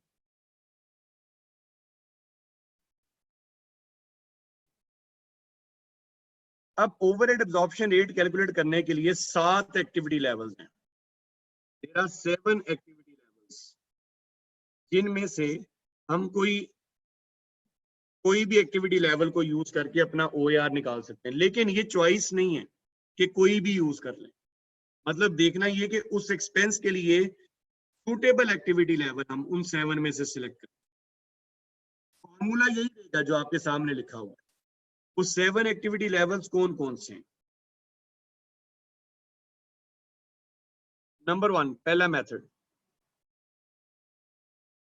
आप क्या करें, आप एक्टिविटी लेवल लें प्रोडक्शन यूनिट्स को। अगर प्रोडक्शन यूनिट्स आपका एक्टिविटी लेवल हो, जैसे कि यहाँ पे थे, ऊपर आपके बजटेड ओवरहेड्स होंगे, नीचे आप अपने बजटेड प्रोडक्शन यूनिट्स लिखते हैं, तो आपके पास ओवरहेड एब्जॉर्प्शन रेट आ जाएगा। आपके पास ओवरहेड एब्जॉर्प्शन रेट आ जाएगा, तो आप इस तरह से बोलेंगे 10 per unit, rupees 10 per unit. यानी कि आप जब भी एक यूनिट बनाते हैं तो आपकी 10 रुपीज की ओवरहेड कॉस्ट एब्जॉर्ब होती है। इसी तरह से प्रोडक्शन यूनिट्स के अलावा एक और एक्टिविटी लेवल भी हो सकता है,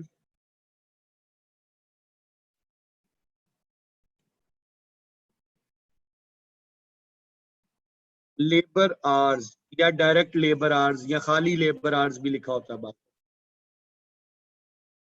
बात दफा क्या होता है कि हमारी ज्यादातर जो ओवरहेड कॉस्ट होती हैं वो लेबर बेस्ड होती हैं, यानी कि हमारी ज्यादातर जो इनडायरेक्ट कॉस्ट हैं वो लेबर से रिलेटेड होती हैं।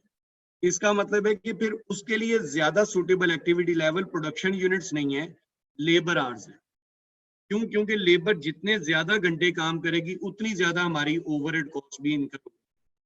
तो फिर इस सिचुएशन में हम अपने ओवरहेड्स को डिवाइड करते हैं किससे? लेबर आवर्स से।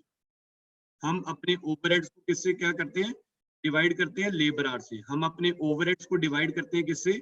लेबर आवर्स से। तो हमारे पास ओवरहेड एब्जॉर्प्शन रेट जो निकलता है उसको हम इस तरह से लिखते हैं, लाइक 5 रुपीज पर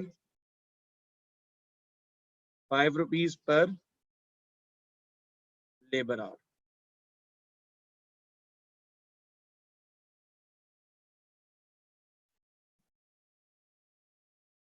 ₹5 पर labour our. 5 rupees per labour our का मतलब यह है कि जब भी हमारी जो लेबर है, जब भी हमारी लेबर 1 घंटा काम करती है तो उसके 1 घंटा काम करने के बदले में हमारी 5 रुपीज की ओवरहेड कॉस्ट एब्जॉर्ब होती है। अब यहाँ पे बात यूनिट्स पे नहीं है, लेबर आवर्स पर है। कि जब भी हमारी लेबर 1 घंटा काम करती है तो हमारी 5 रुपीज की ओवरहेड कॉस्ट एब्जॉर्ब होती है। एग्री? अब जितनी ज्यादा घंटे हमारी लेबर काम करेगी उतनी ज्यादा हमारी ओवरहेड कॉस्ट एब्जॉर्ब भी होगी। इसी तरह से थर्ड एक्टिविटी लेवल है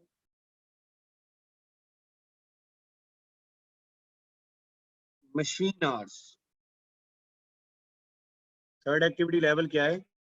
मशीन आवर्स।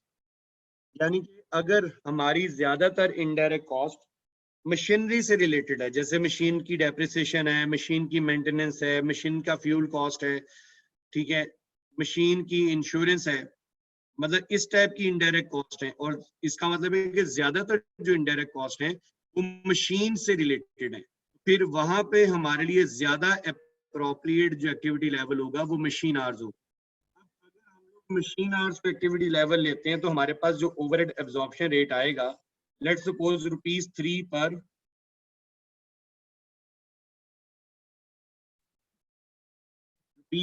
पर मशीन आवर, ₹3 पर मशीन आवर। यानी कि जब भी हमारी कंपनी में 1 घंटा मशीन काम करती है तो मशीन के 1 घंटा चलने से हमारी ₹3 की ओवरहेड कॉस्ट एब्जॉर्ब हो। मशीन के 1 घंटा चलने से ₹3 की हमारी ओवरहेड कॉस्ट क्या होती है? एब्जॉर्ब हो। स्टूडेंट्स को समझ आया यहां तक? यानी कि हमारे ओवरहेड्स जिस नेचर के हैं उस लिहाज से हम अपना एक्टिविटी लेवल सिलेक्ट करते हैं। फॉर्मूला हमारा वही है कि OAR is equal to budgeted overheads divide by budgeted activity level. सवाल सिर्फ ये है कि ओवरहेड्स को डिवाइड किससे करना है? प्रोडक्शन यूनिट से करना है, लेबर आवर से करना है, मशीन आवर से करना है, किससे करना है? वो पे डिपेंड करता है कि जो हमारे ओवरहेड उससे हम करते हैं। अच्छा, अब इसका तयन हमने खुद ही करना होगा कि हमने किससे डिवाइड करना है। हमें क्वेश्चन के अंदर ही क्लू मिलेगा कि जी इसके लिए अप्रोप्रिएट एक्टिविटी लेवल ये वाला है, तो इसके लिहाज से आप इसका OAR कैलकुलेट करें। Got it? अब हम आगे मूव करते हैं।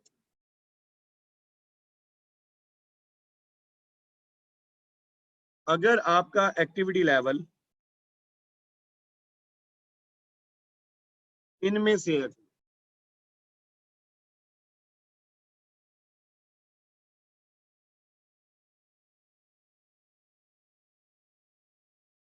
डायरेक्ट मटेरियल कॉस्ट या डायरेक्ट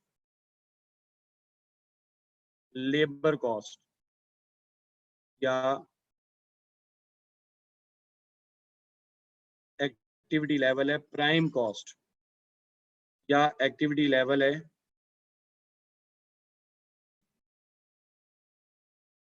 प्रोडक्शन कॉस्ट, अगर इनमें से कोई एक्टिविटी लेवल है, अगर इनमें से कोई एक्टिविटी लेवल होगा तो फिर फॉर्मूले में सिर्फ एक चीज का चेंज आएगा कि आपने इनटू 100 भी करना।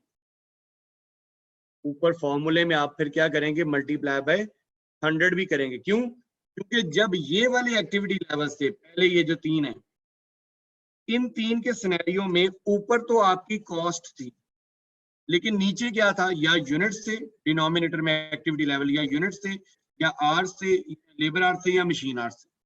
तो लिहाजा जो OAR निकल रहा था, ओवरहेड एब्जॉर्प्शन रेट जो निकल रहा था, उसको हम या तो पर यूनिट कह रहे थे, या हम पर लेबर आर कह रहे थे, या फिर हम पर मशीन आर कह रहे थे।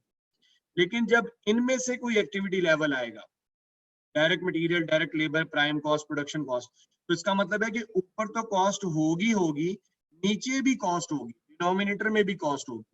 तो फिर इनटू 100 करना पड़ेगा। क्यों? क्योंकि हम इसको इस तरह से पढ़ेंगे, इतने % ऑफ डायरेक्ट मटेरियल कॉस्ट, यानी कि ये प्रोपोर्शनेट निकलेगा, परसेंटेज में निकलेगा कि हमारे ओवरहेड्स हमारी इस कॉस्ट का इतने % है,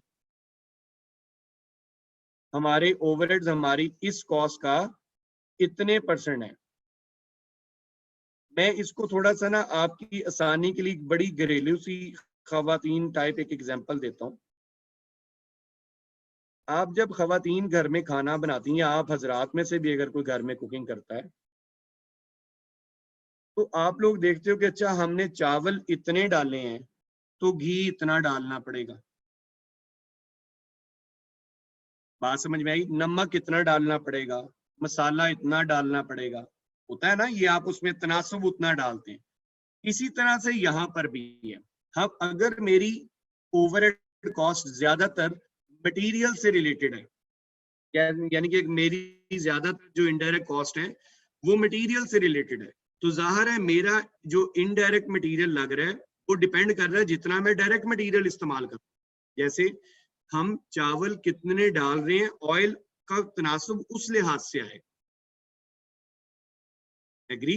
तो इस तरह से एक रिलेशनशिप बिल्ड कर कर हम इसका ओवरहेड एब्जॉर्प्शन परसेंटेज निकालते हैं कि अगर किसी ऑर्डर पे मेरी डायरेक्ट मटेरियल कॉस्ट इतने परसेंट इतनी लग रही है तो इसका इतने परसेंट मेरी इनडायरेक्ट मटेरियल कॉस्ट लगेगी, अगर मेरी डायरेक्ट लेबर कॉस्ट इतनी लग रही है तो इसका इतने परसेंट मेरी ओवरहेड कॉस्ट भी लगेगी।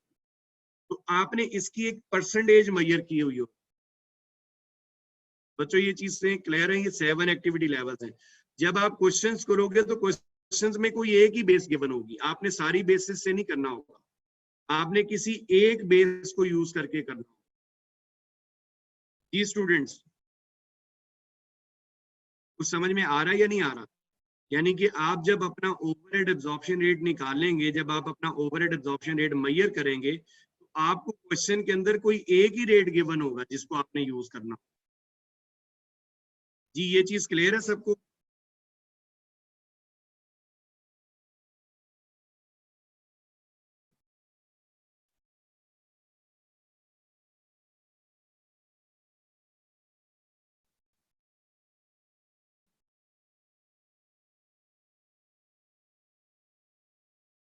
चले मैं अब आपको ना कुछ एग्जांपल्स दिखाता हूँ, उससे इसको जरा देखते हैं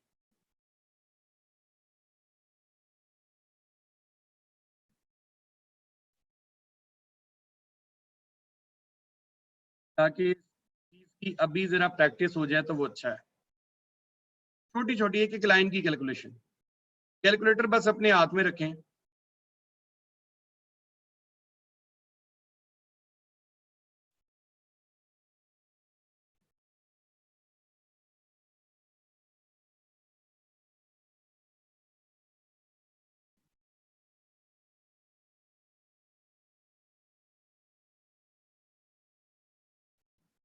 जी स्टूडेंट्स, आपको ये स्क्रीन पे नजर आ रही होगी एक फाइल, इसमें ये वाली जो एग्जांपल नंबर 7 है, ये आपको जो नोट्स मैंने भेजे हैं उसी में से है। एग्जांपल नंबर 7 जरा सॉल्व करें, इसका ओएआर कैलकुलेट करें। शाबाश, हर बंदा करे और मुझे उसका रिप्लाई करे।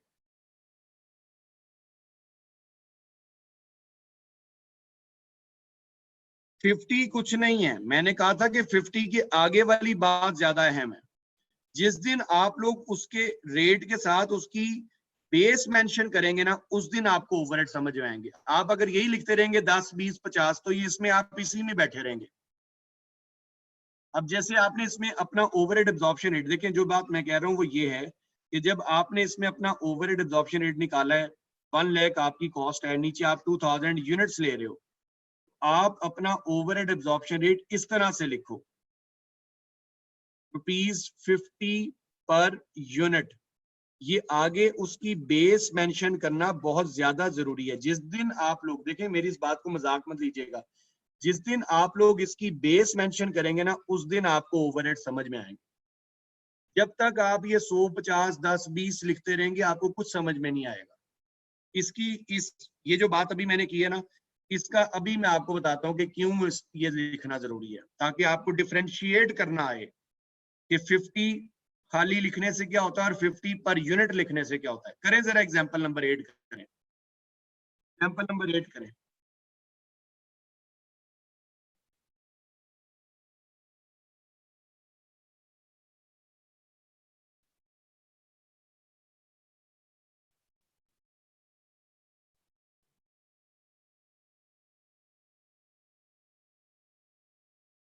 टाइम पर आया करें यार सब लोग, अटेंडेंस अब पता नहीं आपकी हो गई है कि अभी होनी है, मुझे नहीं पता। ये अब वो मैनेजमेंट का जब दिल चाहता है वो लगा लेती है।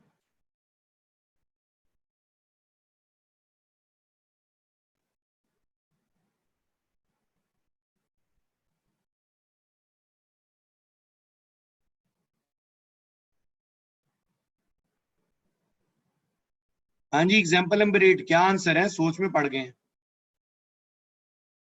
शाबाश।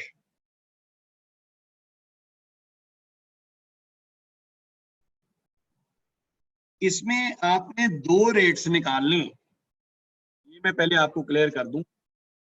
इसमें आपने एब्जॉर्प्शन रेट कैलकुलेट करना है पर यूनिट और पर आर, दोनों में निकालना है। पर यूनिट में भी निकालना है और पर आर में भी निकालना है।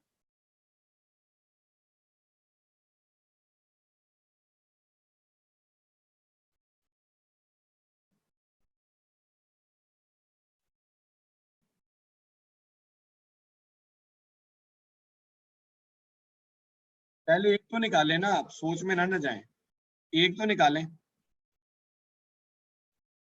शाबाश, 283, शाबाश।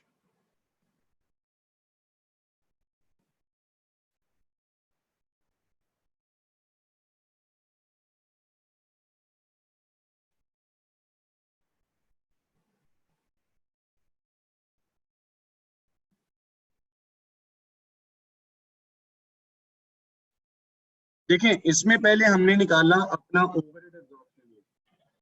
60,000 के हमारे ओवरहेड डिवाइडेड बाय 30,000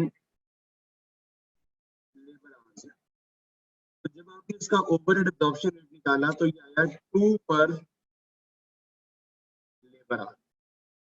2 पर लेबर आवर, 2 पर लेबर आवर का मतलब है कि जब भी लेबर 1 घंटा काम करेगी तो मेरी 2 रुपीज की ओवरहेड कॉस्ट लगेगी। लेबर 1 यूनिट कितनी देर में बना रही है? 3 यूनिट्स, 3 आवर्स में। अगर मैं अपनी इस 2 रुपीज पर लेबर आवर को 3 आवर्स से मल्टीप्लाई कर दूं तो मेरे पास ओवरहेड एब्जॉर्प्शन रेट आ जाएगा 6 per unit. Overhead absorption rate आ जाएगा 6 पर यूनिट। अब जरा मेरी बात तवज्जो से सुनिएगा। अब देखो ना, अगर आप इस 2 के साथ इसकी बेस ना लिखो और इस 6 के साथ इसकी बेस ना लिखो तो आप कैसे डिफरेंशिएट करोगे 2 क्या है और 6 क्या है? बात समझ में आई? अगर आप रेट के साथ उसकी बेस मेंशन नहीं करते हैं, खाली 2 लिख देते हैं या खाली 6 लिख देते हैं, तो आपको तो फिर कभी भी समझ में नहीं आएगा कि 2 में और 6 में फर्क क्या है। आपने 2 के साथ लिखा ये 2 पर लेबर आ रहा है, 2 पर लेबर आर। 2 पर लेबर आर का मतलब है कि जब भी आपकी लेबर 1 घंटा काम करती है, जब भी आपकी लेबर 1 घंटा काम करती है तो कितनी ओवरहेड कॉस्ट एब्जॉर्ब होती है? 2 रुपीज। कितनी ओवरहेड कॉस्ट एब्जॉर्ब होती है? 2 रुपीज की ओवरहेड कॉस्ट एब्जॉर्ब होती है। और अब आपने इसको पर यूनिट में कन्वर्ट किया, किस तरीके से? जितने आवर्स 1 यूनिट बनाने पे लग रहे हैं, जितने लेबर आवर्स, उससे आपने 2 को मल्टीप्लाई कर दिया तो 6 पर यूनिट रेट निकला।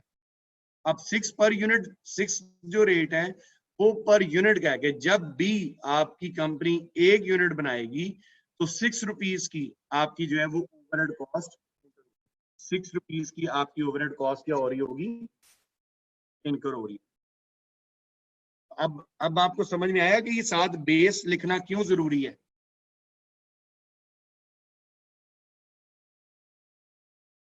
कर सकोगे कि पर यूनिट रेट और पर आर का मतलब क्या होता है। चलें शाबाश, जरा एग्जांपल नंबर 9 करें जल्दी। एग्जांपल 9, इसमें आपने OAR निकालना है, पर यूनिट भी और पर मशीन आर वाइज भी। यानी कि जिस तरह पहले आपने पर यूनिट और पर लेबर आर निकाला था, इसमें आपने पर यूनिट और पर मशीन आर वाइज निकालना है।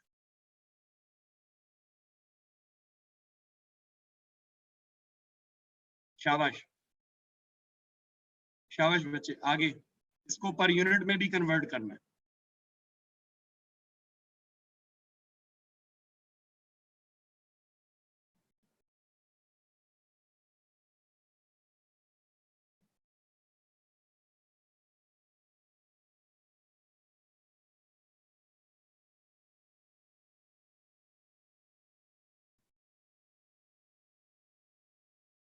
शाबाश भैया जी। 5.67 हो जाएगा पर मशीन आर, 271। शाबाश वसीम साहब, एक्सीलेंट एक्सीलेंट, 7828, शाबाश 283, एक्सीलेंट जॉब, चल पड़े आप लोग माशाल्लाह, गुड। जी बाकी लोग भी,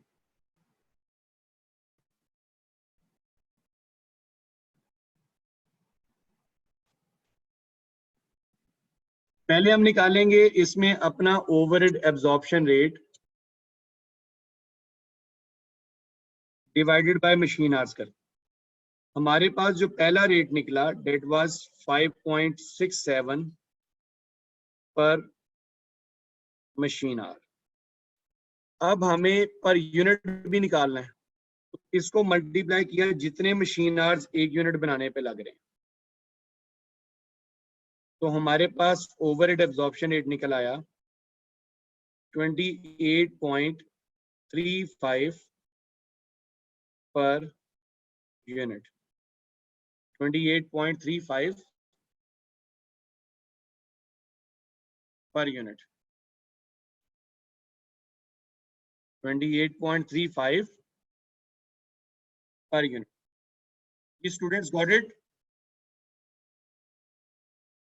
जी समझ में आ रहा है आप लोगों को OAR का? एग्जाम्पल 10 करो, शाबाश। Move on to example number 10, शाबाश।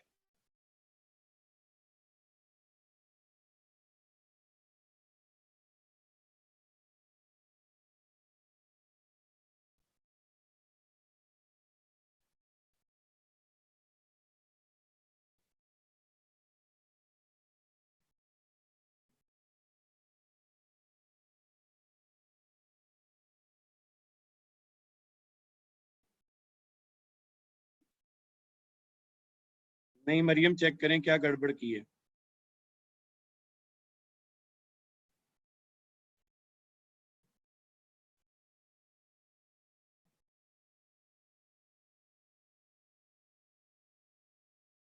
टू 7 1 देखो, कॉमन सेंस लगाओ अपनी, क्या करना चाहिए।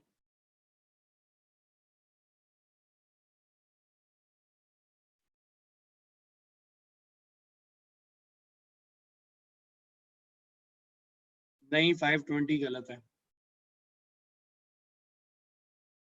225 क्या होता है?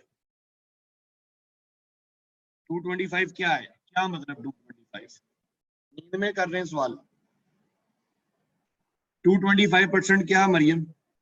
2.25 क्या है? फिर आप लोग अजीब उसी हरकतों पे आ गए। कहाँ है इनकी बेसिस?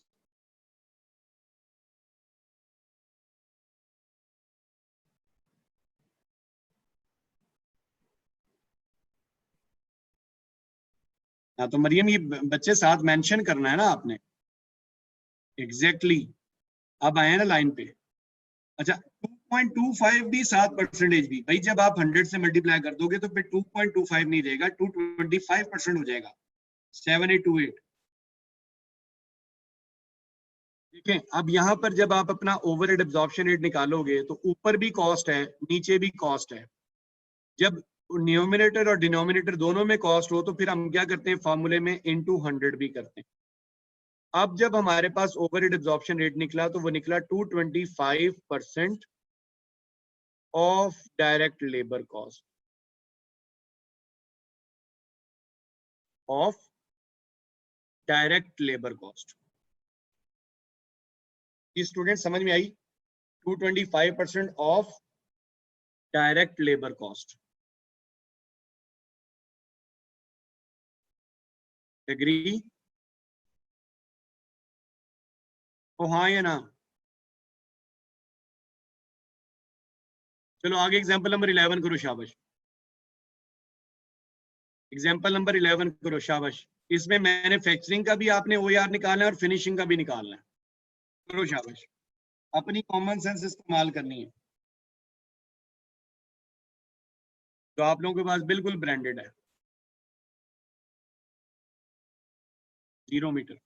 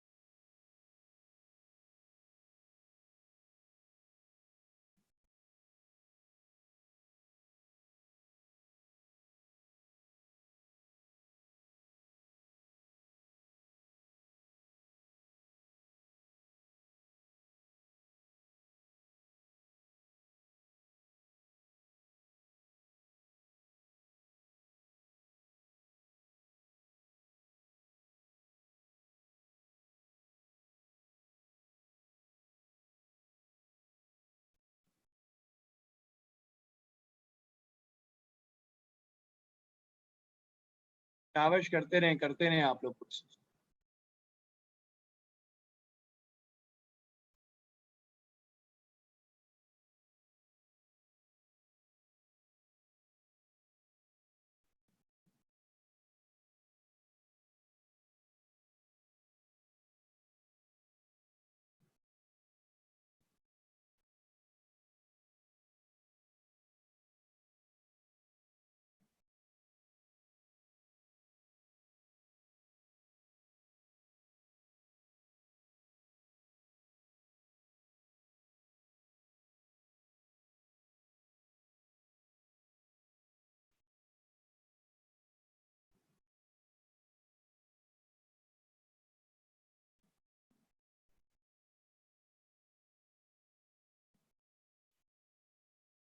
शाबाश मरियम,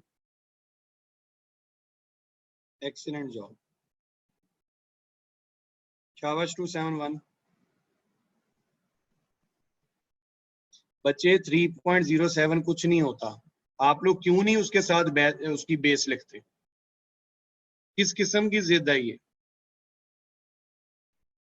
3.07 क्या नींद में बोल रहे हैं?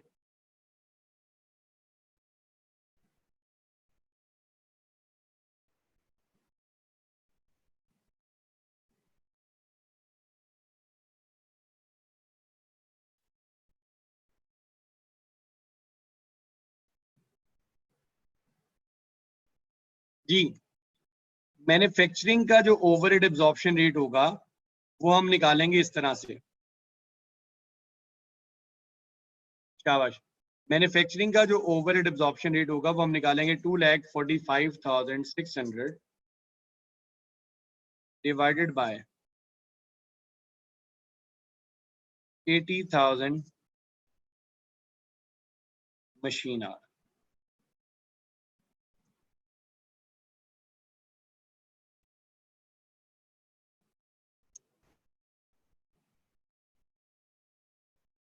और इससे हमारे पास जो ओवरहेड एब्जॉर्प्शन रेट आएगा वो आता है 3.07 पर मशीन आवर।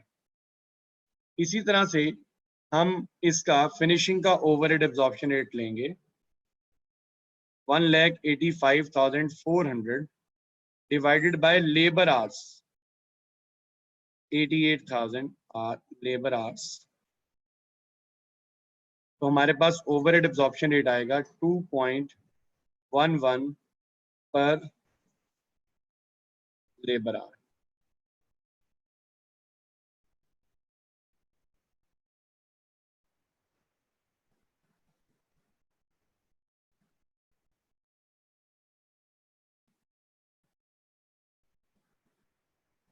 अब यहाँ पर मे बी आप में से किसी के ज़हन में ये बात आ रही हो कि हमने टोटल आवर्स से क्यों नहीं डिवाइड किया। देखो, टोटल आवर्स कैसे ले सकते हैं, या तो लेबर आवर्स से डिवाइड करेंगे या मशीन आवर्स से करेंगे, दोनों बेसिस को मिला के तो कोई ओएआर नहीं है।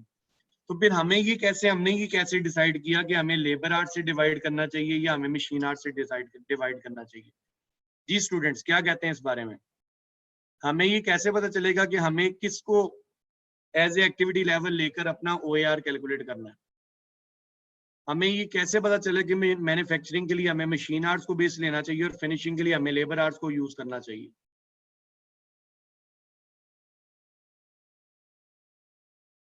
जी बताएं शाबाश, जल्दी से। ये बस इस पॉइंट के बाद क्लास खत्म करेंगे। गिवन इन क्वेश्चन, उसने मेंशन किया हुआ है, इस स्टेटमेंट के अंदर। वो कह रहे हैं कि manufacturing cost centre is a largely machine based department and finishing is very much labour based. Excellent, शाबाश, हो गया। अच्छा, लेट्स सपोज कि ये नहीं लिखा हुआ, यही एग्जांपल है और ये उसने नहीं लिखा हुआ। ये जो जुमला है, ये वाला जो जुमला है यहां से लेकर यहां तक, फर्ज करें नहीं गिवन। अब आप क्या करेंगे? अब आप कैसे डिसाइड करेंगे कि मैन्युफैक्चरिंग को किससे डिवाइड करना और फिनिशिंग को किससे डिवाइड करना? एग्जैक्टली फिर हम देखेंगे हाईएस्ट वाले को। जैसे मैन्युफैक्चरिंग डिपार्टमेंट है, इसमें लेबर आवर्स पे भी काम हुआ, मशीन आवर्स पे भी काम हुआ। फिर हम देखेंगे ज्यादा किस पे हुआ, मशीन आवर्स पे हुआ या लेबर आवर्स पे हुआ। अगर साइलेंट है क्वेश्चन, उसने कुछ नहीं बताया, तो ही हम करेंगे। ठीक है, तो फिर हम देखेंगे ज्यादा वाले आवर्स कौन से हैं, तो जो ज्यादा वाले हैं उनकी बेस पर हम उसको डिवाइड करेंगे। फिनिशिंग के लिए भी हम इसी तरह ही फिर देखेंगे कि फिनिशिंग में लेबर आवर्स ज्यादा है या मशीन आवर्स ज्यादा है, क्योंकि जो आवर्स ज्यादा होंगे ऑब्वियस सी बात है कि ओवरहेड्स भी उसी चीज से रिलेटेड ज्यादा होंगे, तो फिर उसके लिए अप्रोप्रिएट भी बेस भी वही रहेगी। बात समझ में आएगी आप लोगों को? अच्छा, अब आखिर में लास्ट में मैं वापस स्लाइड पर आ गया हूं। ये चीज मैंने आज आपको करवाई है कि OAR जो है उनको कैलकुलेट करने के लिए 7 एक्टिविटी लेवल्स हैं जिनको हम यूज करते हैं। ये एग्जांपल नंबर 12 है, जो कि आपके नोट्स में भी एग्जांपल नंबर 12 है। ये आप लोगों ने खुद सॉल्व करनी, that is your home assignment. अच्छा, अब एक बात मेरी जरा ज़हन में रखिएगा, ये क्लासेस जो हो रही हैं ये अब आप लोगों के सर पर ज्यादा है, इसमें अब हम टीचर्स पर ज्यादा चीज डिपेंड नहीं करती, इस पे अब ज्यादा आप लोगों पर डिपेंड करता है। ये आप लोगों ने कर ली है, वैसे आप इनको भी अपने तौर पे दोबारा ट्राई कीजिएगा इन एग्जांपल्स को करने की, ये जो भी हम कर रहे थे, ठीक है। तो ये अब आपके अपने ऊपर ज्यादा है कि आप लोग इसको कितने अच्छे तरीके से, कितना ज्यादा टाइम देकर आप इसकी प्रैक्टिस करें। अच्छा, इसके अलावा मैं कुछ प्रैक्टिस क्वेश्चंस हैं जो कि मैं होम असाइनमेंट के तौर पर दे रहा हूं। आप कुछ क्वेश्चंस होंगे सिलेक्टेड से, मैं आपको बताता जाता हूँ, क्वेश्चन नंबर बोलता जाता हूँ, वो आप लोग इधर लिखता जाता हूँ। जो क्वेश्चंस आपने करने हैं मैं वो लिख रहा हूँ। क्वेश्चन नंबर 6 सबसे पहले,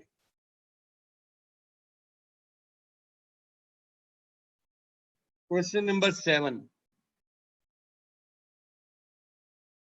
क्वेश्चन नंबर 9, 10, 11, 12। जी जी, मैं बस अभी कर रहा हूँ, मुझे सिर्फ क्वेश्चंस मेंशन कर लेना दे।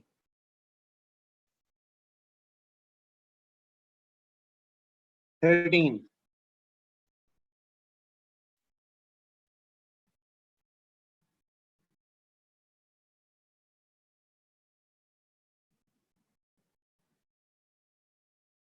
19,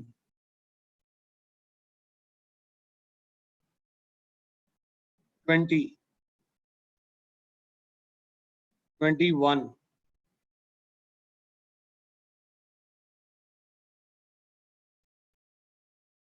24,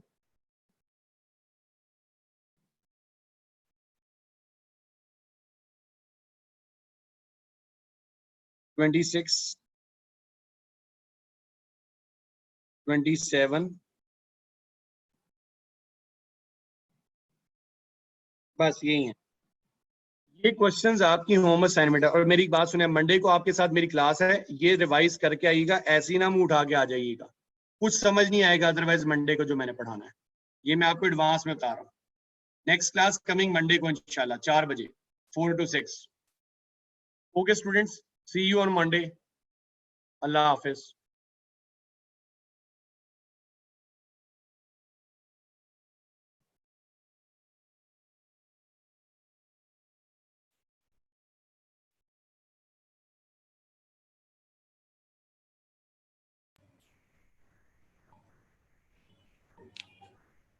सर मीटिंग एंड करें? जी जी, मीटिंग एंड कर दीजिएगा। थैंक यू, अल्लाह हाफिज़। अल्लाह हाफिज सर, थैंक यू।